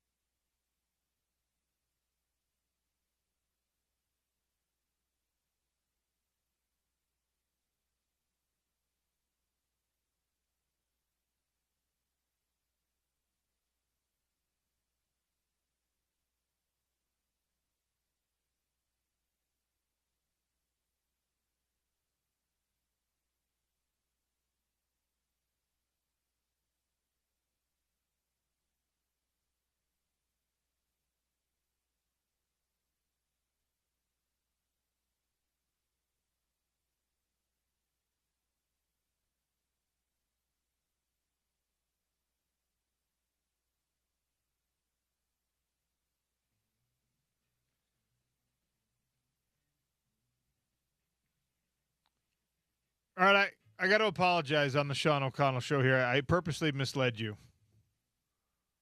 James mentioned Eric Weddle. I used a tease. One of the all-time great football players from the state of Utah. Their son has made a decision about where they're going to college. Some of you might be like, wait, Gage Weddle? He's made a decision? No, he has not. The player I was referring to with that poorly crafted or perhaps masterfully crafted tease, depending on your lens, is Sam Ngata, the son of Haloti Ngata, who is an Olympus linebacker right now. Held offers from Utah, BYU. I shouldn't say held. Holds offers from Utah, BYU, Michigan, Nebraska, and most importantly, the University of Oregon. He has committed, as of this past weekend, to follow in his father's footsteps and be an Oregon Duck. Dan Lanning is very serious about making sure that he stays connected with the legacies. He's done a really good job of establishing connections with guys that obviously played at Oregon long before he was. I mean, Haloti's older than Dan Lanning, so Dan could not have been a coach at Oregon. He couldn't. Dan was in high school when Haloti was playing at Oregon, but Sam Ngata is going to go play his college football at the University of Oregon. At least that's how it looks for now. He is a class of 2027 graduate, so a lot of time, but he's shutting down the recruitment at least as much as he can with the positive commitment to the University of Oregon. I say this in the most respectful manner possible. He is right now only rated as a 3-star. Being a 3-star recruit is still pretty darn impressive. I say only rated as a 3-star because all of these people that were in on him, Oregon, BYU, Cal, Michigan, Nebraska, Purdue, Utah, Boise State, Oregon State, these are people that acknowledge the potential, the upside. He's a rising junior, right? So this is a dude who everyone looks at his dad and sees that this kid at, 16 years old at this point? At 16 years old is 6'3" and 215 pounds and is like, yeah, let's get him an offer early. He is going to be also having an offer and a commitment to Oregon, the way that these recruiting services work.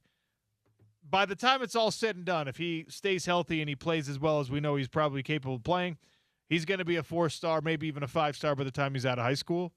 Because if you're a 3-star as a stinking sophomore,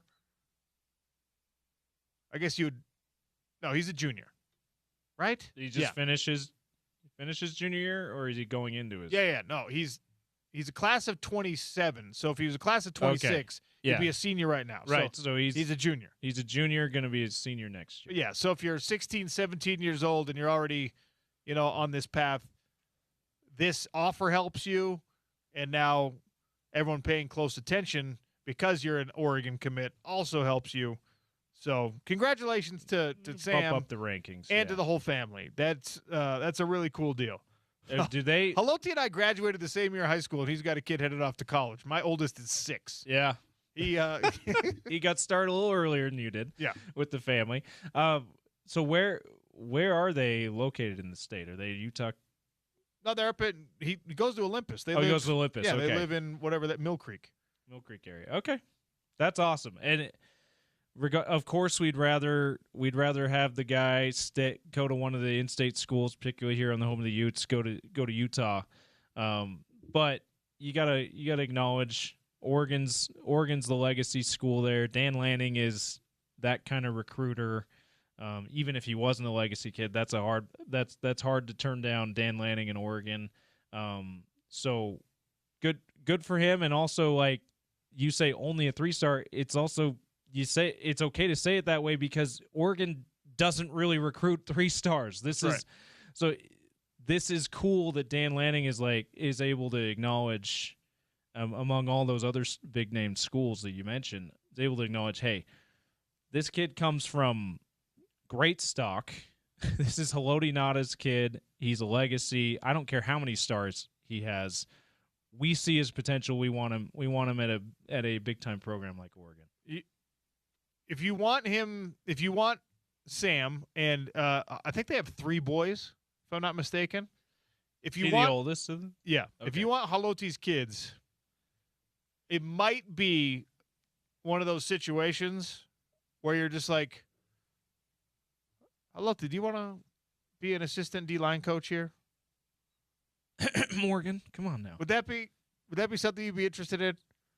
It's not like he doesn't have the expertise. Do you want to work with Luther Ellis? He's a borderline NFL Hall of Famer, right? You could, if you wanted to, be like, hey, you interested?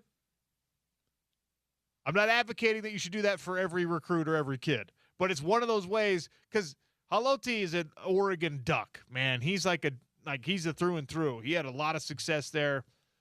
You're not going to get, if his kids have offers to Oregon, they're probably going to Oregon.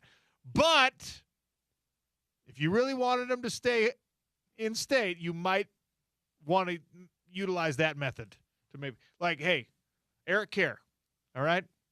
Be like, hey, you want to be my D-line coach? I don't think that would work. FCS level. Yeah, that might not even that would probably bring the Nada kids to play FCS ball. All right, you mentioned this in your sports update.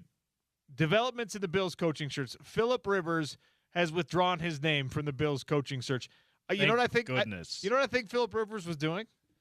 I think he was throwing his name in the hat. He knew full well, I'm not getting this job. I'm not getting any job like this right now.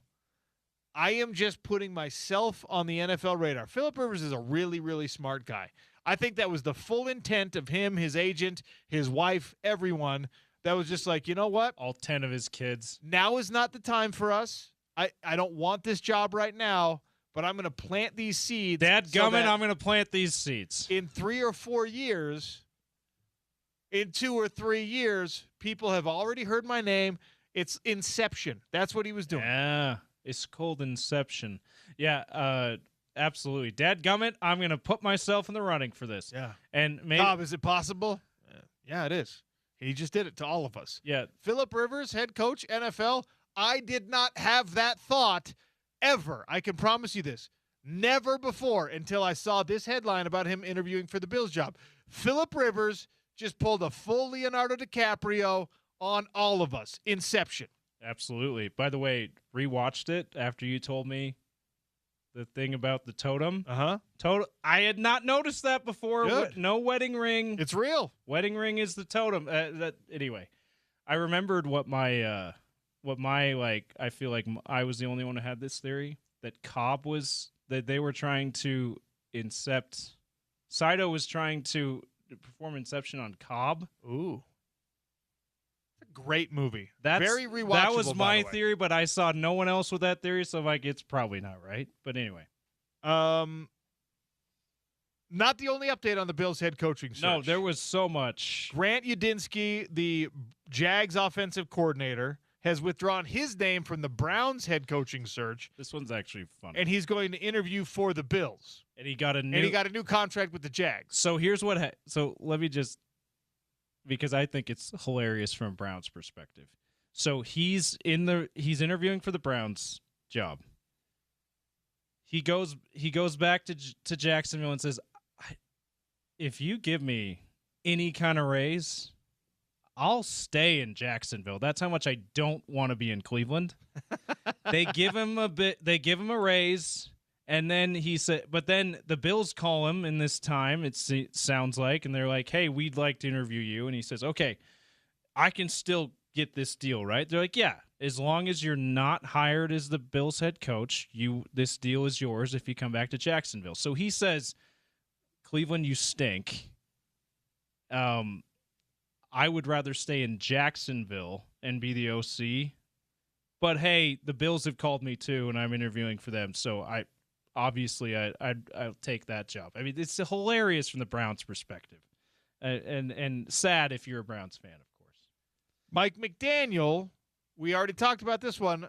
He's already been officially hired as the offensive coordinator under Jim Harbaugh for the Chargers, but he, too, interviewing for the Bills head coaching job. So here's the update on that. The reason why I put this down. He was not officially, I learned he was not officially hired as the Chargers OC. He was like, they agreed to a deal, so they announced it. Okay. But then He did an interview with Buffalo after that, and now the update today is the Chargers have made it official. So he must have been told by Buffalo, "Hey, we like you, but we're not going to hire you." So he's now signed on the dotted line is the update. He is going to be Jim Harbaugh's OC for the Chargers. All right, I like it. Yeah. Mike McDaniel is hilarious, by the way. I didn't like him as a Cuban drug lord head coach in Miami, but I like him. He's a funny dude who I think is one of those coaches who's best suited as a play caller. So with the Browns, I think I saw Jim Schwartz and Todd Monken are probably the two biggest names still in the running. Are they going to get? I'm just waiting for them to withdraw from the coaching search. Like it seems like no one, and for good reason, by the way, no one wants this Browns job at all. There was the list put out, refreshed this weekend of all the teams, all the NFL teams, a list of how many times they've made it to the Super Bowl or whatever. Browns, 0. Lions, 0. Are they the only two? No, there's 4, but the other 2 were expansion teams. Oh, right. Yeah, they've been around forever. I mean, the Browns, technically, you want to be technical about it, they've been around since 99. But they had 1 year without being a franchise, and they had, been around forever before that. So, yeah, it's sad. Sad to be a Browns fan, sad to be the Browns, as usual. The Houston Texans, the Jacksonville Jaguars, they've never been, but they haven't been around nearly as long. The Cleveland Browns and the Detroit Lions never having made an appearance in the Super Bowl. The New England Patriots are on trip number 11 to the Super Bowl. And by the way, that's come so fast that they're the franchise with the most Super Bowl appearances, because the Patriots were a sad franchise, like pre-Bill Parcells and Drew Bledsoe era and mid-90s. They were one of the sad franchises in the NFL. Now it's only been it's been 30 years since that point, and they've gone to 11. It's been 20 years since they won their first Super Bowl, 25 years since they won their first Super Bowl. They're way more Super Bowl appearances than the Steelers, for example, who are recognized as like the standard. It's crazy. So I guess there's some hope for you, Browns fans, because at one point this was the Patriots, and now they're standing on top. I have to sneak this one in, as long as we're in the Daily Dump, brought to you by our friends over at Valley Plumbing, Heating, and Air. Plumbing, drain cleaning, truck with the duck can handle it. You got a problem with your furnace? The truck with the duck can handle it. Give them a call. Tell them OC sent you. Mohamed Toure, you probably don't know the name. He was the leading tackler for the Miami Hurricanes this year, linebacker. He has decided he's coming back to play for Miami again next year. You're probably thinking, why do I care about the Hurricanes? Why do I care about a player making a decision to come back? Well, because this will be season number 8 in college football for Mohamed Toure. Now, is this lots of injuries? Yes. Is that what's leading the 8th season? Okay. And he's a really good player when he's healthy. Yes. I mean, when he's healthy, he's the leading tackler for a national championship runner-up. He was an all-Big Ten linebacker playing for Rutgers, okay? Rutgers as a program stinks. This guy, who's made his college commitment in his freshman year, was 2019. He played in the 19 season. He kept getting hurt. Then he would play all-conference. Then he would get hurt. So COVID year in there, too. COVID year's in there, so he gets the automatic extra year there. He is now heading into season number 8. And guess what? Miami has cornered the market on this.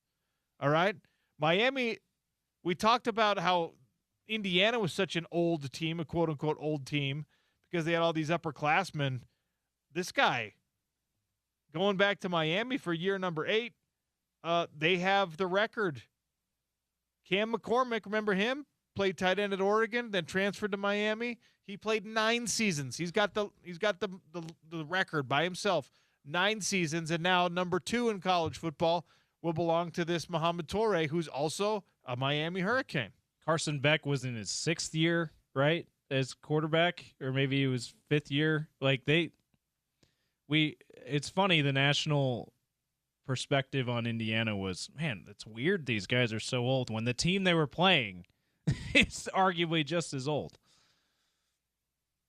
If you're in college for 8 years and you leave playing 8 seasons of college football and you don't have at least your master's, if not your doctorate, you've really wasted your time.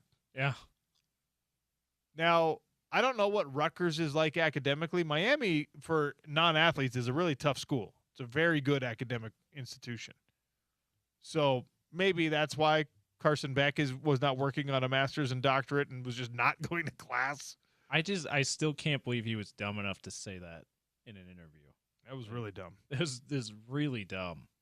Fun fact, a local connection. Did you know that we have had a local athlete who competed for 8 years collegiately? Not named Cam Rising.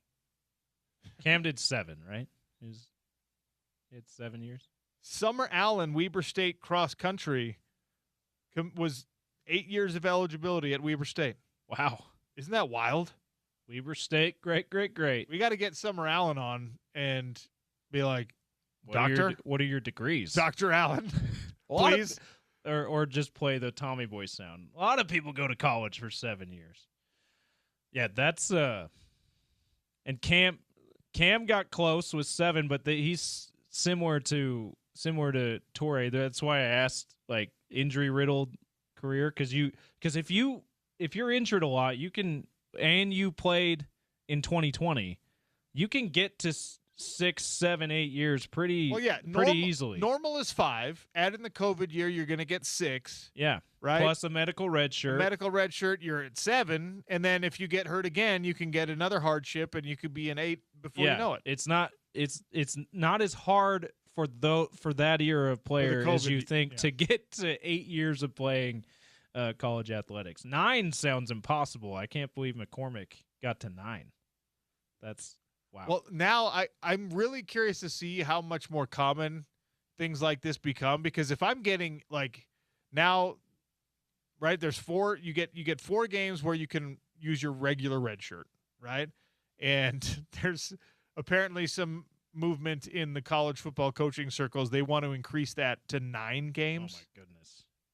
So you get a full season, basically. What? That's not a red shirt at that point. Like, 4, I was like, yes, that makes sense. You get to see what you have in that player. Taste. Just make it 5 to play 5. But like it's like 9. Like, that's not a red shirt, guys. I'm sorry. If you're gonna do 9, if you're gonna do that, you might as well just grant people 5 years of eligibility and get rid of red shirts completely. Yeah. You could only have medical red shirts. No more gray shirting. It's just you got 5 years. All right, just be done with 5. And if you get hurt, you get longer. We know that there's players trying to get 5 for 5. Anyway, that's the Daily Dump. A potpourri of stories brought to you by our friends at Valley Plumbing, Heating, and Air. Big news for the University of Utah personnel department. Your football roster is now going to be shaped by somebody new. No more Blecken. So who's coming in? We'll talk about it next on the Sean O'Connell Show, ESPN 700, 92.1 FM.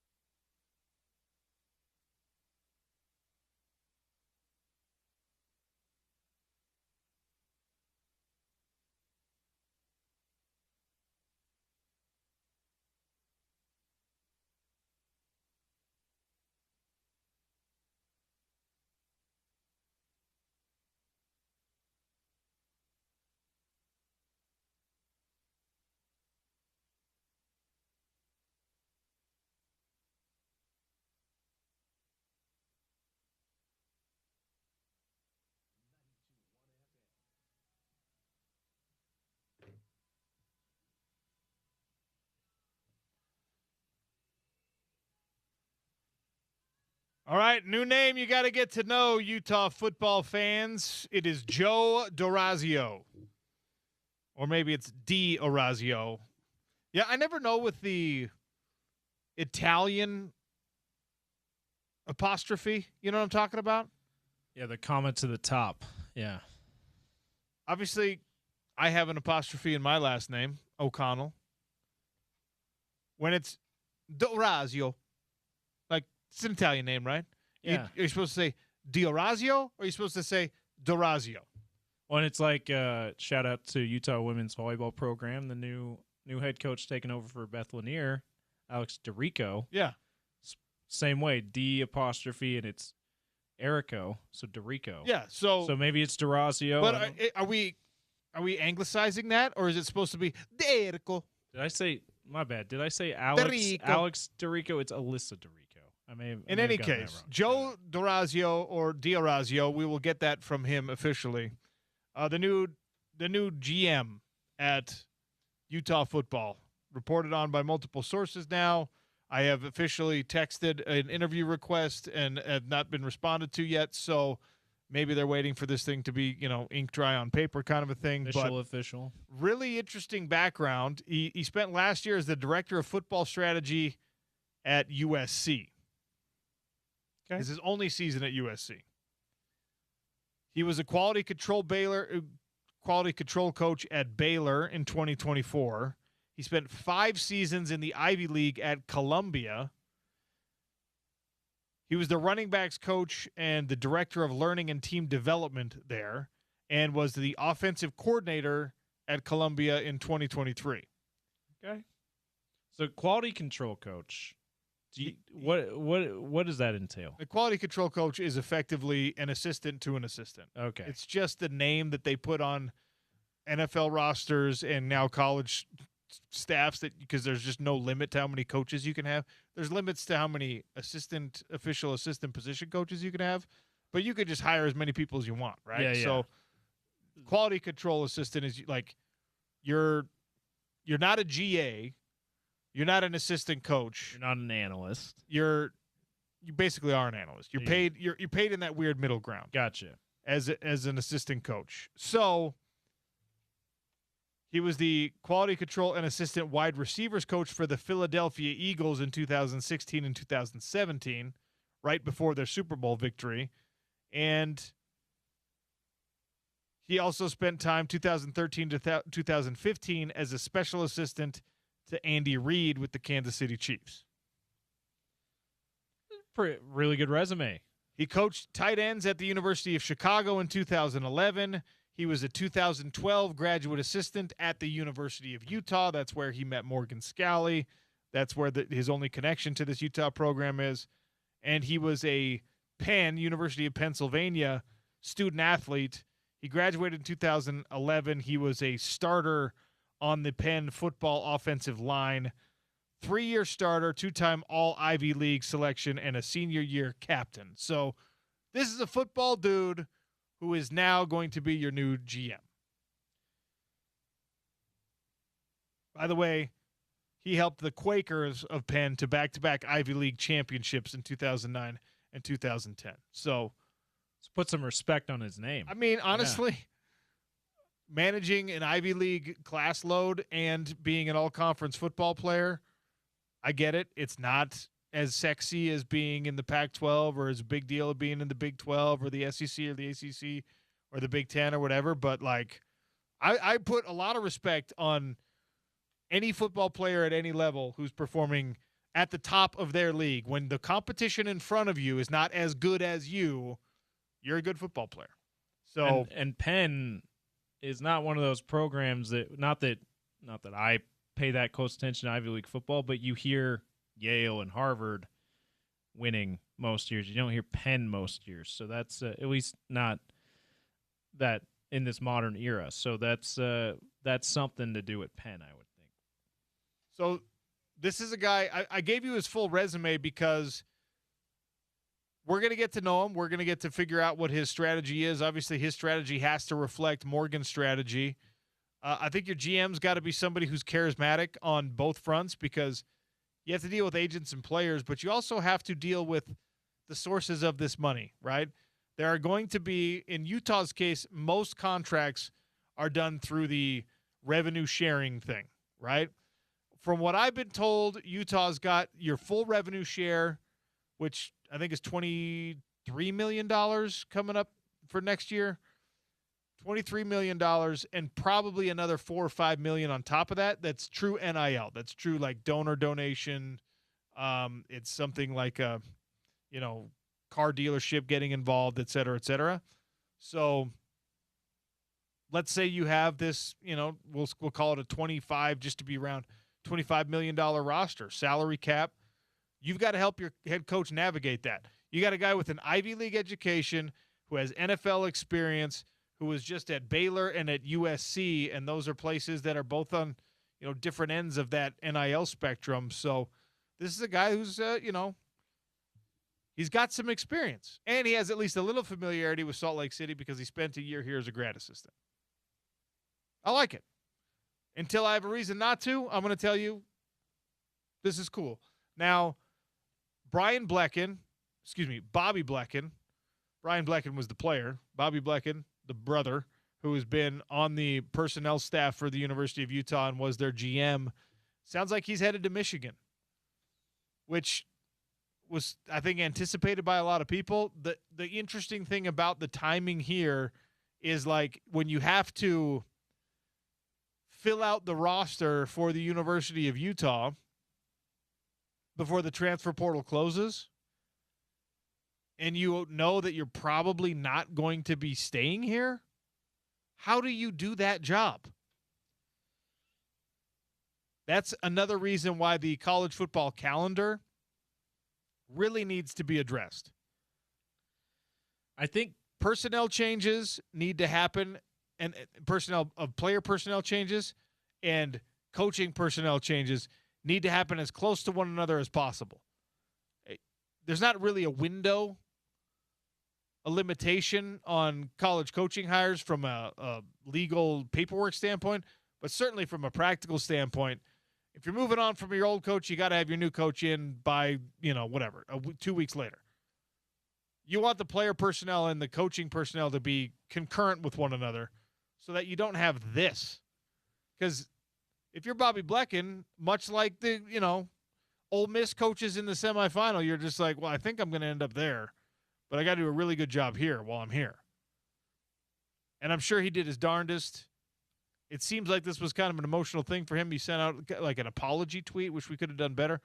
I don't think any apology is necessary. I think that given the landscape of college football, he and his staff did a pretty remarkable job with what Utah football's roster looked like this past year. So nothing to hang your head about if you were any part of building that offensive line, bringing in the quarterback, the quarterbacks, the future of this running back room, et cetera, et cetera. If you want to apologize for something, apologize for this coaching staff never being able to figure out wide receivers. Yeah. That's not on you, Blecken. Yeah. Thank you for your service. Enjoy your time in Ann Arbor. I was going to say real quick that I think they did the best they could with the timing of this. It seems like you would think that Morgan and the former head coach knew that there was going to be a change here. He was going to go to the former head coach's new program, right? But given that they waited until the last transfer portal window for the national championship teams, the teams that played in the national championship game ended before he moves on, before Blecken moves on, before the new guy comes in, I think they did the best they could to make that transition as smooth as it could be for both schools. So all things considered, seems like they did okay with that timing. But yeah, it doesn't take anything away from the idea that the calendar needs to be fixed right now, because this is too much upheaval to have to figure out. And someone being in between, having to focus on doing a great job, I mean, you're not going to do as good a job in that case. No matter how much how well you're trying to navigate that, and how much integrity you have. You're just not, your focus is split like that. Things are going to slip. So, yeah, calendar needs to be fixed. Also, looks like Reggie Dunn moving on from this Utah football program as well. He's been in the player experience role, whatever that means. Basically, part of this personnel department. Reggie, by the way, a listener to the show. Shout out to Reggie. We'll miss you, dude. Great player in the program, and now has been a part of the program. And I genuinely, there's no tongue in cheek here, genuinely wish all these guys success at the next stop, wherever that is, Michigan or elsewhere. Yeah, like it's easy when you get your fandom involved to forget that this is like a human thing. It's not ever easy to uproot even yourself. If you have a family, it gets that much tougher. And the college sports world, there is no such thing as job security. So putting food on your table, roof over your head, and hopefully having some success, like, I root for it all, for every one of these guys. When we should, if you're a Utah fan, if you're a Ute alum, and this program, these athletic programs, particularly football, mean that much to you, you should be wishing your fellow Ute alums all the best wherever they end up, right? That's good for your program to say, hey, yeah, that guy is doing this at this place, NFL, different program, whatever, because that builds up your program, even if it's not still at your school, right? So shout out to Reggie Dunn. We're going to have to, now that he's not with the university, we're going to have to get him on the show at some point, talk about his playing career and what he's got going next, possibly. All right. If you are a little bit sick of all of these things, the timeline, the transfer portals, the tampering, the NIL stuff, I've got a real treat for you next. We have sound of Dabo Swinney pulling receipts, naming names, timestamp, and chances are if you're a hardcore fan, you may have heard this rant already. We're going to give it to you in its entirety. Dabo Swinney, Clemson head coach, he found himself in the crosshairs, or one of his players in the crosshairs, of the Ole Miss recruiting machine, an NIL machine, an offer machine, and tampering machine. And he took exception to it, and we have not seen a coach do this before. He got in front of a microphone, and he played tattletale. I'm here for it. We'll play the sound for you next. We'll talk about what it means for college football. It's the Sean O'Connell Show, ESPN 700 and 92.1 FM.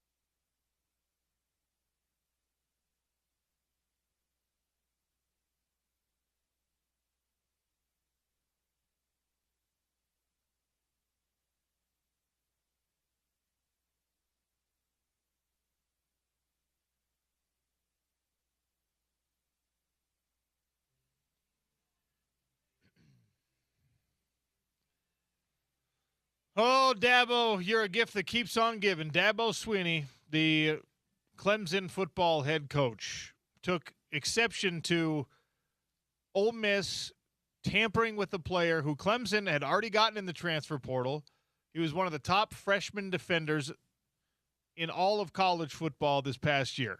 Playing linebacker at Cal, Clemson secured the commitment, brought him to South Carolina, had him in class.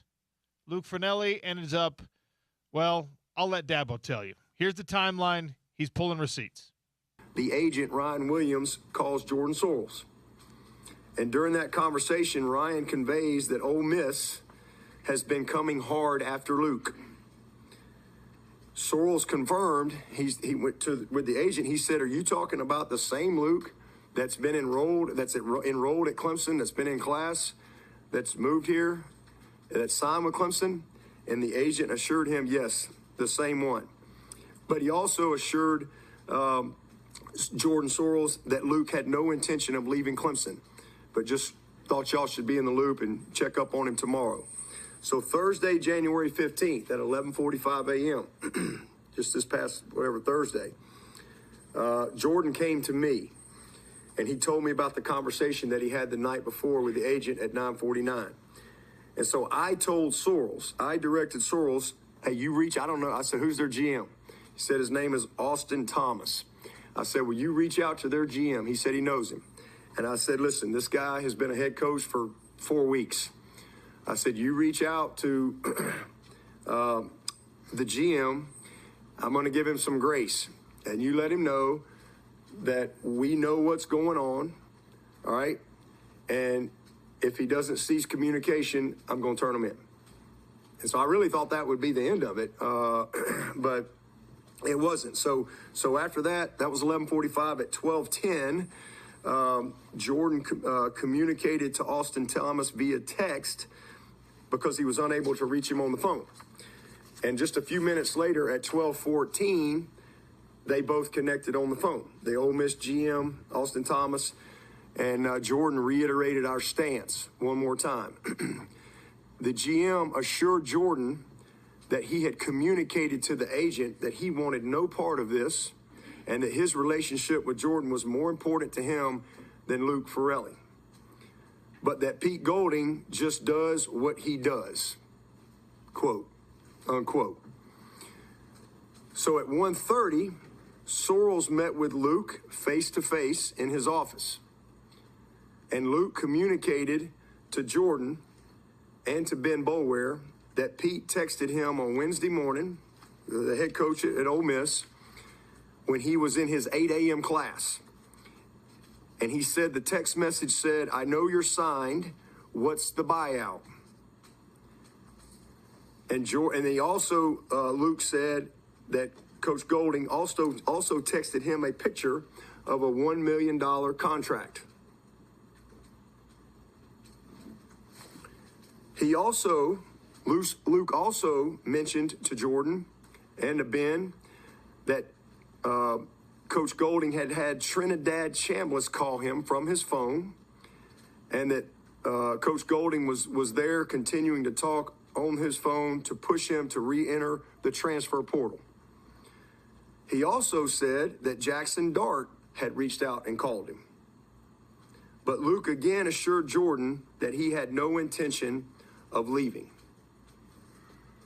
And Jordan kept me in the loop and told me the same thing.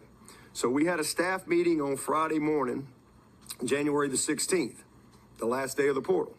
At 11:20, Luke called Ben Boulware and told him that Mississippi had reached out again, even though I had kind of let them know the day before, had reached out again, and they had not only reached out, but they had upped and doubled their offer. But Luke told Ben, hey, we're good. And so Ben told Luke to come to the office and see Sorrells and Coach Sweeney and let them know, hey, everything is okay. So when that was over, Ben then texted Jordan Sorrells, and he let him know that Ole Miss had raised its offer to 2 years, $2 million. And again, that he had told Luke to come over and see us and let us know that everything is good. So at 11:57, so 11:20, Luke called Ben. 11:22, he texted Jordan this. At 11:57, Sorrell spoke with the agent Ryan Williams about the situation once again. The agent confirmed that head coach Pete Golding had continued to communicate with Luke and had raised the offer once again. Jordan asked to have Luke to give us the text messages that he had received from Coach Golding, but the agent was hesitant to do that because he didn't want to burn any bridges with Ole Miss, as you never know what will happen down the road. However, the agent communicated that if we were to add a second year at $1 million to the already agreed upon deal with Luke, then they would gladly give us whatever we need in order to turn Ole Miss in. Which Jordan appropriately said, no, we're not doing that. He also communicated that Ole Miss Assistant Director of Player Personnel, I guess it's J-A-I, Choudary, Shortery, I'm not sure, but the Assistant Director of Player Personnel was pushing to set up a Zoom call with them to discuss the details of their contract offer. So that was at 11:57, talking to the agent. At 12:30, Sorrells met Luke out in the parking lot outside our football facility, and Luke communicated that he was coming to assure him and Coach Sweeney that he wasn't going anywhere. I was not in the building. Jordan called me to let me know what Luke said and for me to reach out to him. I called Luke and didn't get an answer. I'm back at work. I'm in my office. Everything's good. 4:14, Jordan Sorrells comes to see me. He had gotten a call from compliance telling him that Luke is in our compliance office trying to request to re-enter the transfer portal. So Jordan let me know. He let Tom Allen know. Called Luke, no answer. At 4:19, Jordan called the agent Ryan Williams again to alert him that Luke had requested to enter the portal. He responded via text to let him know that he was flying. Sorrells texted, Luke just reached out to our compliance and requested to go in the portal. What the heck is going on? The agent's response was, oh, bleep. Let me try and find out. At 4:40, Sorrells and Coach Allen arrived at Luke's apartment. Luke was in the driveway when they got there. His immediate response was, I'm going to Ole Miss. Coach Allen and Jordan spent some time talking to him, and when they departed, he just said, hey, I need to clear my head.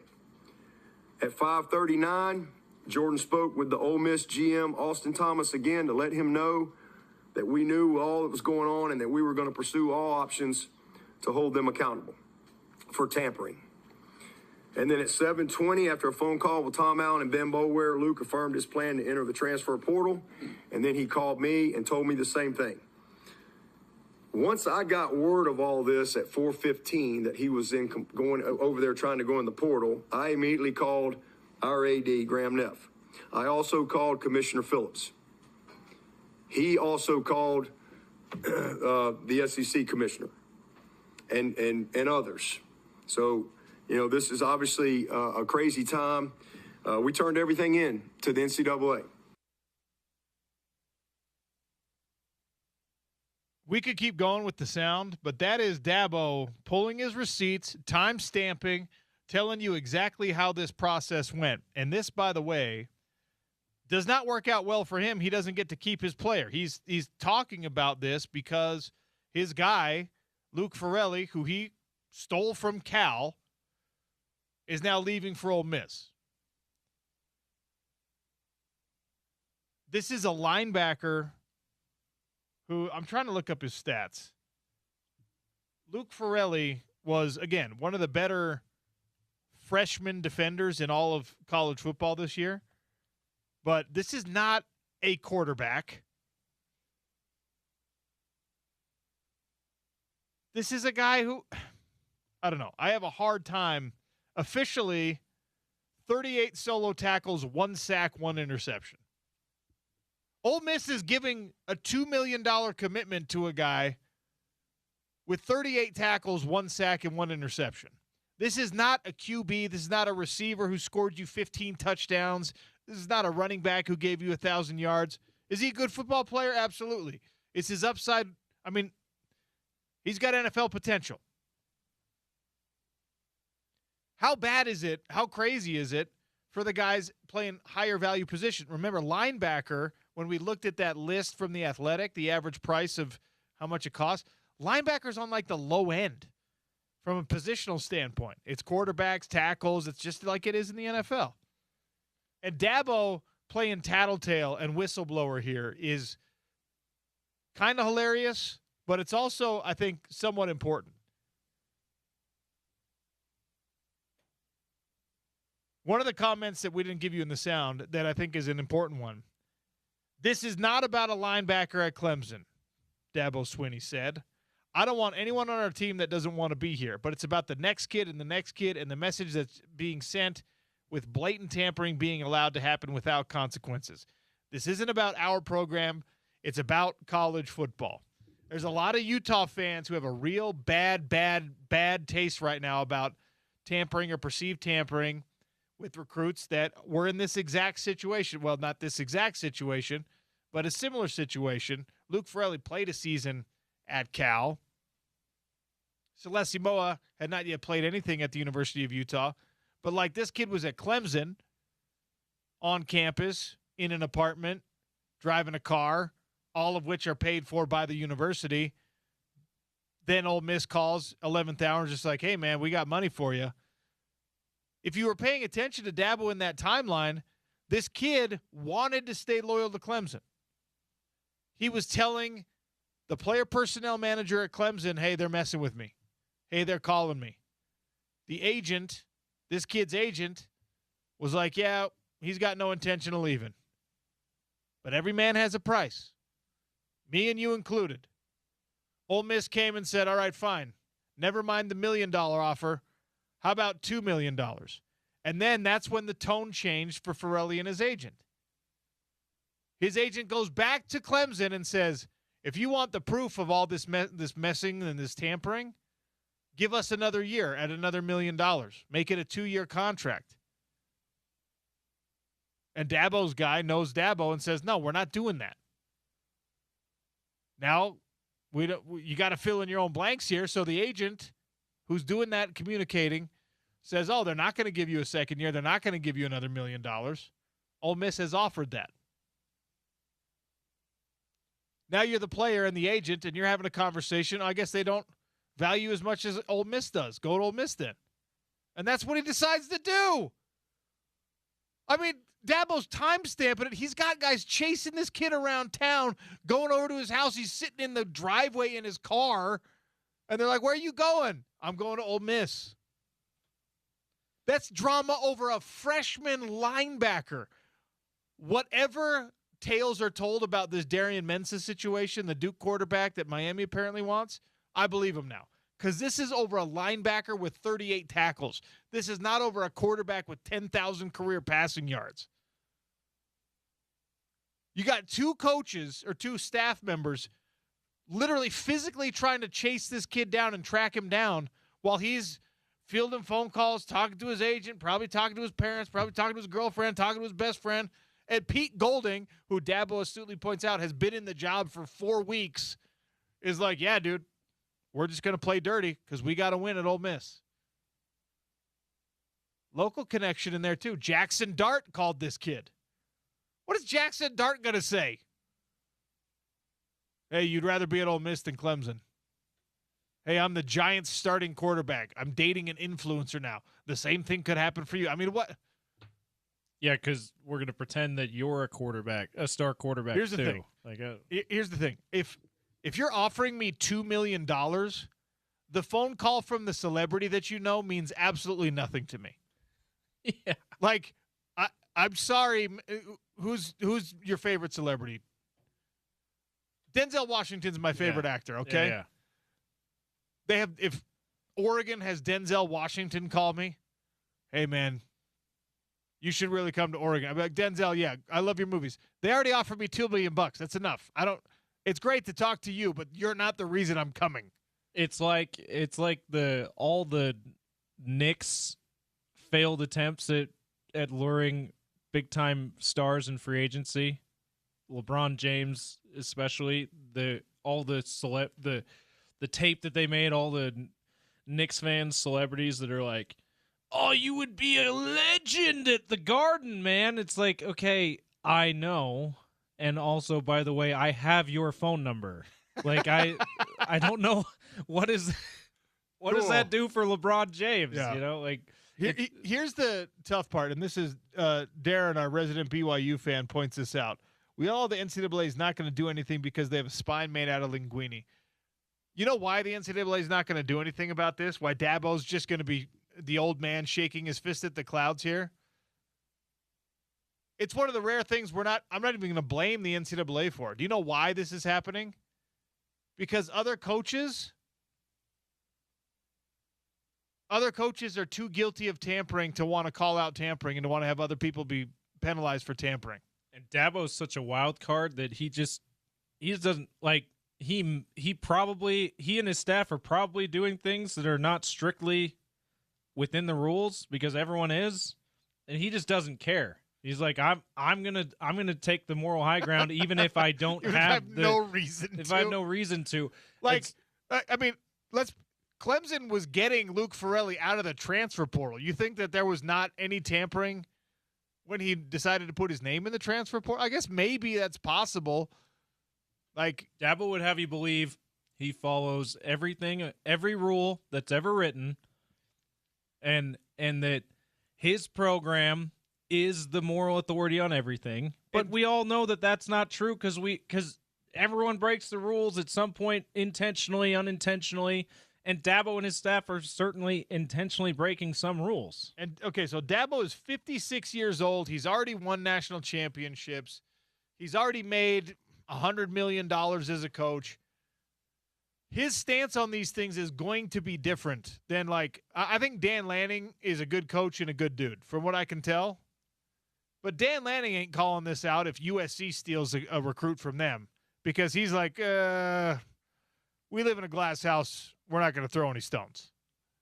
That's the really unfortunate thing about this is I think that fans listen to this and they say, hell yeah, Dabo. Pull out your receipts. Demand accountability. Tampering is bad. And I think the coaches who are more victimized by the tampering, obviously, than the fans are, I think the coaches go, yeah, I mean, in principle, we like what Dabo's saying, but in reality, if none of us are tampering with one another, we could take this moral high ground. The problem is we've all decided it's the Tour de France thing again, right? Everyone in college football and college basketball and college softball and probably gymnastics and who knows what else, everyone has kind of decided that, like, the morality of this thing is a distant 10th place to the money involved, to the contracts, to the victories that I think I could get with this person, to the NIL deals, the fan support. It's like doing it the right way, everyone agrees would be better. But there are very few programs that are willing to risk trying to do it only the right way. Can't risk losing, right? Because imagine, all right, I know that most of you out there listening right now are Utah football fans or you're BYU football fans, right? Imagine that your head coach, your GM, your whatever person of any kind, your athletic director, anyone with any influence, the head of your collective, your NIL manager, whatever.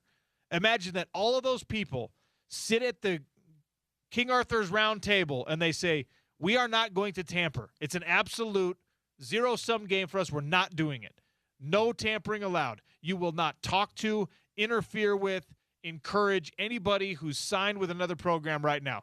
None of it's going to happen in my program, and that is a hard-line rule all the way up and down. My head coach, my GM, my athletic director, all the way down to the lowliest of the graduate assistants. Imagine you actually put that into practice in your program. You have the moral high ground. What else does it get you besides that, though? Because I don't think it makes you – I don't think you can exist on a level playing field if that's your stance. I wish it weren't the case. I wish I was wrong about that. I don't think Morgan Scalley is tampering with anybody.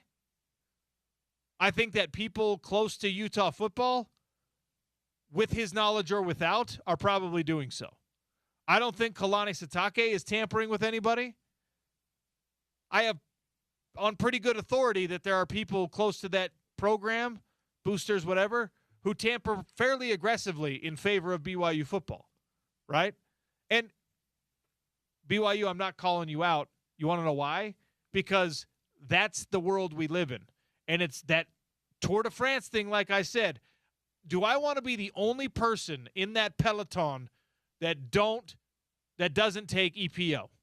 Do I want to be the only person competing there who's totally clean, who's actually not taken any performance-enhancing supplements at least? And the answer is you probably don't get to stay there if you're not doing it. It's a total conundrum. It sucks for everyone. And I love that Dabo Swinney called it out. Like you said, James, even with probably full knowledge of the fact that his books have some secrets in them too. There's skeletons in that closet, but he's just the guy who's just like, all right, it's gotten too bad, and it's hurting me now, so I need to call it out. And most fans are like, yes, yes, yes, fix it. And I think most of the people, the powers that be, the influential coaches in college football are going to be like, don't try and fix it. Don't try and fix it because we're never going to be able to stop. And all of us might be out of jobs. I mean, at some point, this is what we did with the NIL stuff, right? College football was forced to look at the fact that, hey, you know, the SEC, they keep winning all these national championships. All these guys in the South keep winning. We need to level this playing field a little bit. And everyone just kind of bit the bullet and said, fine, we'll all pay players now. All of us are going to pay players now. And what has it done? It has leveled the playing field. There are now teams that didn't used to be in this conversation that are in this conversation. And I'm not just talking about the national championship conversation. I'm talking about the fact that, like, Vanderbilt was in college football playoff discussion this year, and BYU and Utah were right there. And, like, it did, in some ways, stop the scales from tipping so aggressively towards the South. But now that there's people in the South who don't like the way that it's going, it's really funny to see the reaction. It is. And I was going to say, that's a perfect segue. Nick Saban sounds the way that Dabo Swinney sounds about this stuff. When Nick Saban, now he's conveniently enough, he's retired, so he can feel like he can say whatever he wants, more so than he did when he was Alabama head coach, when he really probably felt like he could say whatever he wanted to. He's saying, like, Dabo is sounding like Nick Saban. Nick's saying, well, no one from the South would ever go north without paying them. So NIL has helped the Big Ten for that reason. It's like, like Nick would say something like Dabo has said, while full well knowing that pre-NIL era, his program was paying players. Like, I'm glad you brought up Dabo's resume as a reason why he feels like he can talk this way, because we saw Nick Saban talking this way even when he was nowhere near clean. And by the way, Nick Saban, like Shane Gillis, one of my favorite comedians, Shane Gillis was on the Game Day set for a Notre Dame game last season or whatever, and he was cracking jokes to Nick Saban's face about the fact that Alabama paid players. Yeah. And Nick Saban got real up in arms about it. Like, didn't laugh it off, wasn't cool about it. And everyone's just like, come on, man. Now, it's Nick Saban, and everyone has an immense amount of respect for him, which they should. He's one of the greatest coaches, if not the greatest coach in the history of college football. But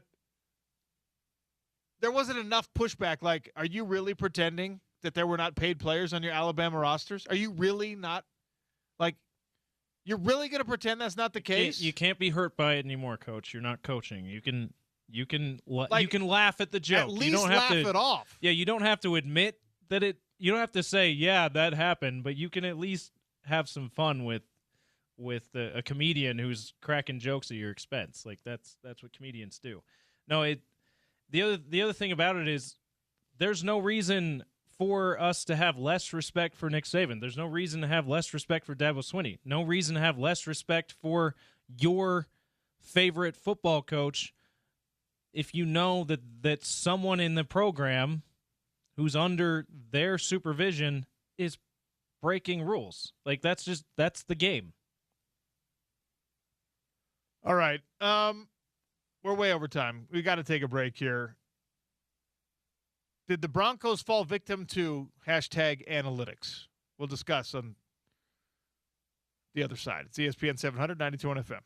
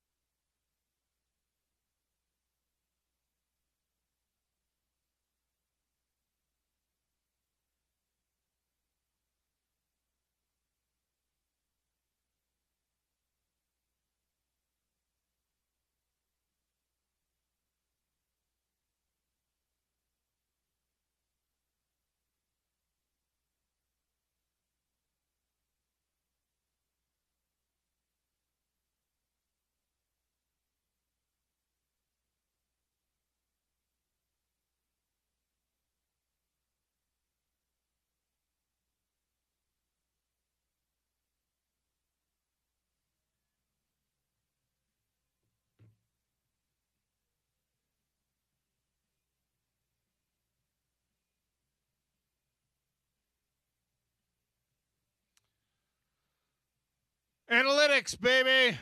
I put a poll question up. I want you to go respond. The 4th and 1 at your opponent's 15. You're up 7-0. It's only the second quarter. But you probably, even with your film study, not knowing that the bad weather was going to settle in, maybe not as aggressively as it eventually did, but do you take the points and kick the field goal? Or do you go for it with a run play like Sean Payton initially planned on doing? Or do you go for it with your backup quarterback rolling out to pass? Hashtag analytics. This is purely a Broncos question. It is in no way related to the Holy War or the field goal or not field goal decisions that were made in that game. If you're making connections to that, that's you making connections. That's all you. That's not me suggesting that. That's you.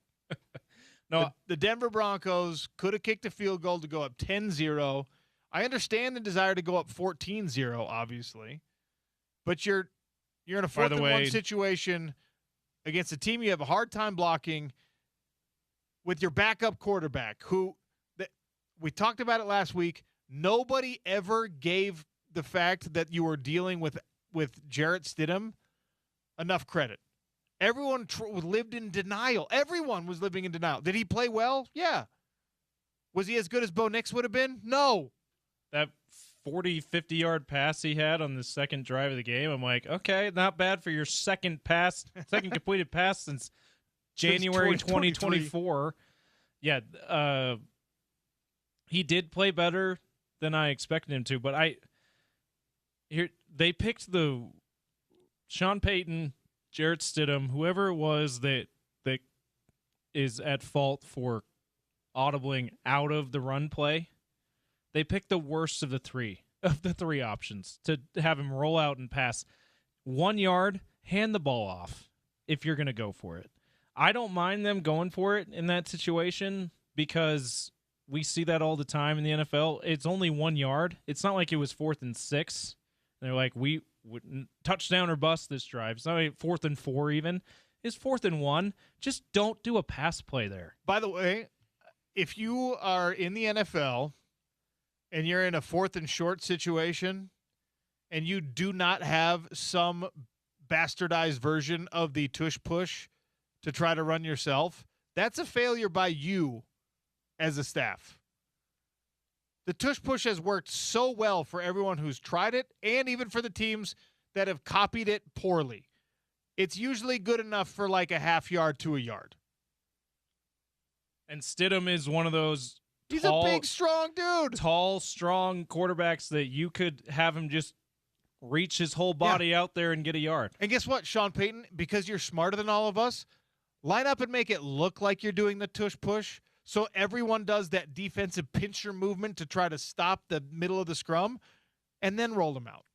Yeah. Or then just have him do what Justin Herbert does where, quarterback sneak. No, I'm going off tackle instead. I'm finding like the path of least resistance. See that with Josh Allen too. Yeah, they just chose the worst of the three options. I don't mind the idea if you're a take the points guy in this poll. I don't mind that. I think it's either that decision or run the ball. You don't roll out and do a pass play in that situation when you only have 1 yard to get and you have your backup quarterback who hasn't thrown a pass, hasn't completed a pass, hasn't thrown a pass in 2 seasons until that game. He had thrown, what was that, 8 to 10 passes into his 2025 season after not throwing a single one in 2 years. Look, run the ball. It's you absolutely, if you have Bo Nix there or you have Josh Allen there or you have Lamar Jackson there, or you have Jalen Hurts there, or you have somebody who's a regular full-time starter with some athleticism, the high percentage play is to give your quarterback options, right? Sure, Jarrett Stidham is athletic, and I'm sure he's as highly thought of as a backup quarterback can be thought of. He's paid like that. You outsmarted yourself, Sean Payton, and that sucks for everyone who was wanting to see Denver move on to a Super Bowl, including Garrett Bowles, your Walter Payton Man of the Year, who now is never going to get to a Super Bowl. Oh, you don't think the Broncos are going to be back with? Nope, they're going to stink next year. Yeah, all right. Broncos hater coming out again. Weirdly, you were one of the people that really wanted, well, not really wanted, but wanted to see the Broncos I did want in to the see the Super Broncos Bowl. win. Yeah, I wanted to You see the said- Broncos win that game because it's a lesser of evils, not as intolerable as the Patriots. I have dear friends who care about the Broncos. There's a lot of Utes on the Broncos. The Patriots, there's not as many. It's interesting where you in particular found yourself with the NFC Championship game, because both rivals, right? But the Seahawks are the bigger of the rival. Yeah. And you have friends like Eric Weddle who Like, Rams good legend. things happen for people I know. Like Bobby Wagner played for the Rams and had a good time there. Eric Weddle obviously won a Super Bowl there. Wagner, Seahawks legend too, though. Yeah, but he was like a mercenary for the Rams. Yeah. You know. So, by the way, Bobby Wagner is somewhat quietly on his way to being the best player ever to have played at one of the in-state universities. Best NFL player. Like, he's putting himself in the conversation with Merlin Olsen. He was an all-pro again. He's so good, man. He is so good. And Anyway. he even though he watches movies on airplanes without sound, sneakily peeking over the person next to him. All because he didn't want to ask the flight attendant for headphones. He didn't know if he could. They'd already asked. I didn't know. I thought it was too late. Yes, So they're there to help you. Check out that video, by the way. Bobby Wagner watching The Martian. You're welcome. All right.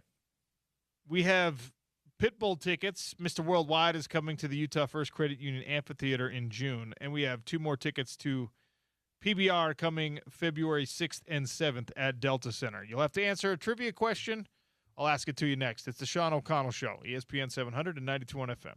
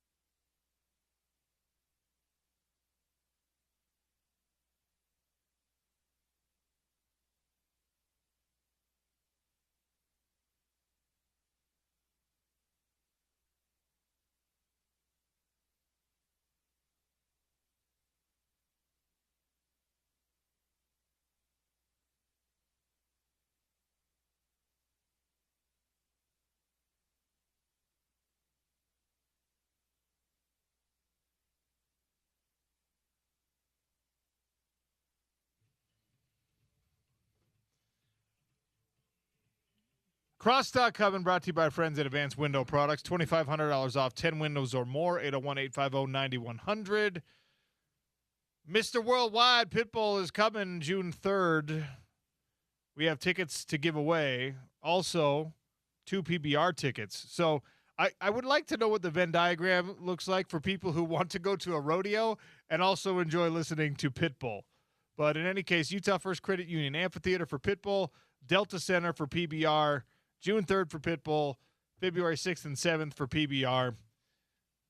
We talked about this. It was not really a sporting event, but it was an athletic entertainment event. Alex Honnold, he did a free solo climb of the Taipei 101 Tower, and it's reported he made how much money to do that? 877-353-0700. To risk his life climbing for your entertainment with no ropes, harnesses, or safety equipment at all, except for the chalk bag hanging off his belt. And he made how much money, according to what we talked about earlier and the reports? 877-353-0700. Spence Checketts is very excited about Pitbull coming in, and he joins us here for some crosstalk presented by Advanced Windows. Hi, Spence. I love how Alex said he would have done it for free. Did you he talked about the negotiations. He's like, I would have just done it. And Netflix was going to get somebody else to do it because he's not he's like the most well-known guy, yes, which is why they wanted him to do it. He got up to the top. He looks around. He's like, sick. Dude. Guys that have that ability, it is wild. I mean, you and I were talking about this last week. If you are a healthy male over the age of 40 and you actually make a decent living, don't even get on a ladder. He climbed up a tower. Let alone climbing up a tower. Yeah. Should I film? I told you I've been approached with an offer. Yes. Maybe we could open up to the phone lines. We will not do that. Pitbull, as you referenced, is coming. Yeah. Our good buddy Trent, good guy to know, my guy, has put it out there for me to film a video for social media dressed as Pitbull to promote the Pitbull show. Wow. Should I do that? Absolutely, yes. I feel like I should not. I have to put on like the bald cap. Bald cap? Yeah, the whole thing. Yeah. Yes, you should. I feel like you're being a bad friend and giving me bad advice. No. I'm not. Spence, as long as you say playoffs over and over again No. in the Pitbull voice, yes, do it. James is trolling me now because he knows that's where the Pitbull annoyance started. NBA playoffs. Yeah. I don't know if you remember this. It was like, 5 or 6 years ago. He and Kesha, who also is no talent, all the things. They did that playoff song, and I think it was for ESPN. And that was when the Jazz were good. So I'm aggressively watching playoff basketball every night. And at every commercial break, I had to listen to that little playoffs. Oh, playoffs, baby. I hate that's where my Pitbull disdain began, and it continues to this day. Yet and still, you should dress up as Pitbull, film the thing, take a photo, put it on your Tinder profile or whatever's out there these days. Does that still work? I have no idea. Well, I'll have to look before the show. I didn't know Tinder was still out there. I assume that it's one of those things like Craigslist that'll just never die. I'll do some recon research. I'll let you know. I'm in that space. Cool. I don't know. Well, for Trent, I might. Trent's a guy we all want on our side, and he's good people. I know you're excited about Seahawks Pats. Well, as a Jets fan, it's kind of Sophie's choice, but it's not because I'm anybody outside of the Pats. The Sam Darnold story is very cool. Yeah. And Sam is the only quarterback the Jets have drafted in the past forever that I actually thought had something. So I'll be pulling for Seattle begrudgingly. I like the city. I like Seattle far more than I like Boston. And quite frankly, anybody besides I cannot, and I'm not prepared, by the way, for another generation of the Patriots being awesome because they're about to be for a long time. Drake May is awesome. Vrabel's a great coach. And there are 4 teams in the NFL that have never been in the Super Bowl. This is Robert Kraft's 11th. And hopefully for him, he'll have a happy ending this time. His 11th Super Bowl, and they win. You know what? 4 teams have never been to a Super Bowl. Robert Kraft, 11. Yeah.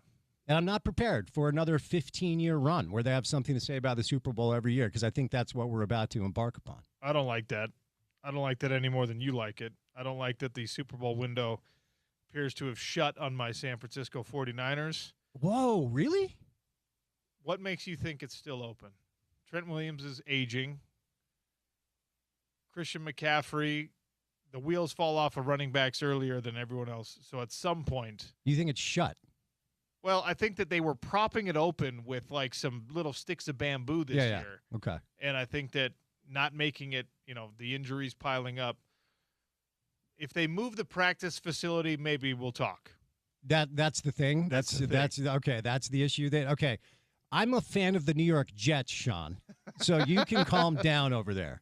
I would much rather be a Niners fan than a Jets fan. I'm putting out a poll question because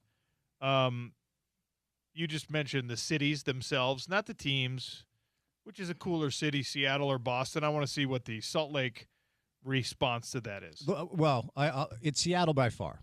Boston, good, not great city. We lived in Belmont when I was a kid. My brother and sister-in-law lived there for a decade. You can find a lot of good food in Boston. There's some really cool places to shop. Yeah, and some historic spots as well. Like if you've never been to Boston, you should go to Boston. Seattle is way better city than Boston, in one man's opinion over here. I think that Seattle, from just like a city to visit standpoint, I think that Seattle has leapfrogged San Francisco for me. Mm-hmm. San Francisco growing up, that's the GOAT. Like the Bay Area in general is America's greatest metropolis. I've always had great experiences there. Yeah, haven't been in a while though. But it's a little bit like the San Francisco now is like, ugh. Yeah, I haven't been in like a decade. But every time I've been to San Francisco or the Bay Area, I very much enjoyed it. But I've always loved Seattle. Haven't been in a while, but I've always had a good time up there. And again, just the Patriots, man. Boston as a city does not deserve the run of success it's had with its sports teams. One fun experience you can have if you ever do make it to Boston. Mm-hmm. I don't know. I don't remember what they call their subway. I'm sure it has its own. The T. Is that what it's called? The T. Just get on there and ride around and listen to people talking in movie character accents. See that, but it's the worst accent. The Boston accent. Philly's the worst accent. No way, dude. Worse than the Boston accent? Yeah. Go to your car. Go park your car. I don't think that's very accurate.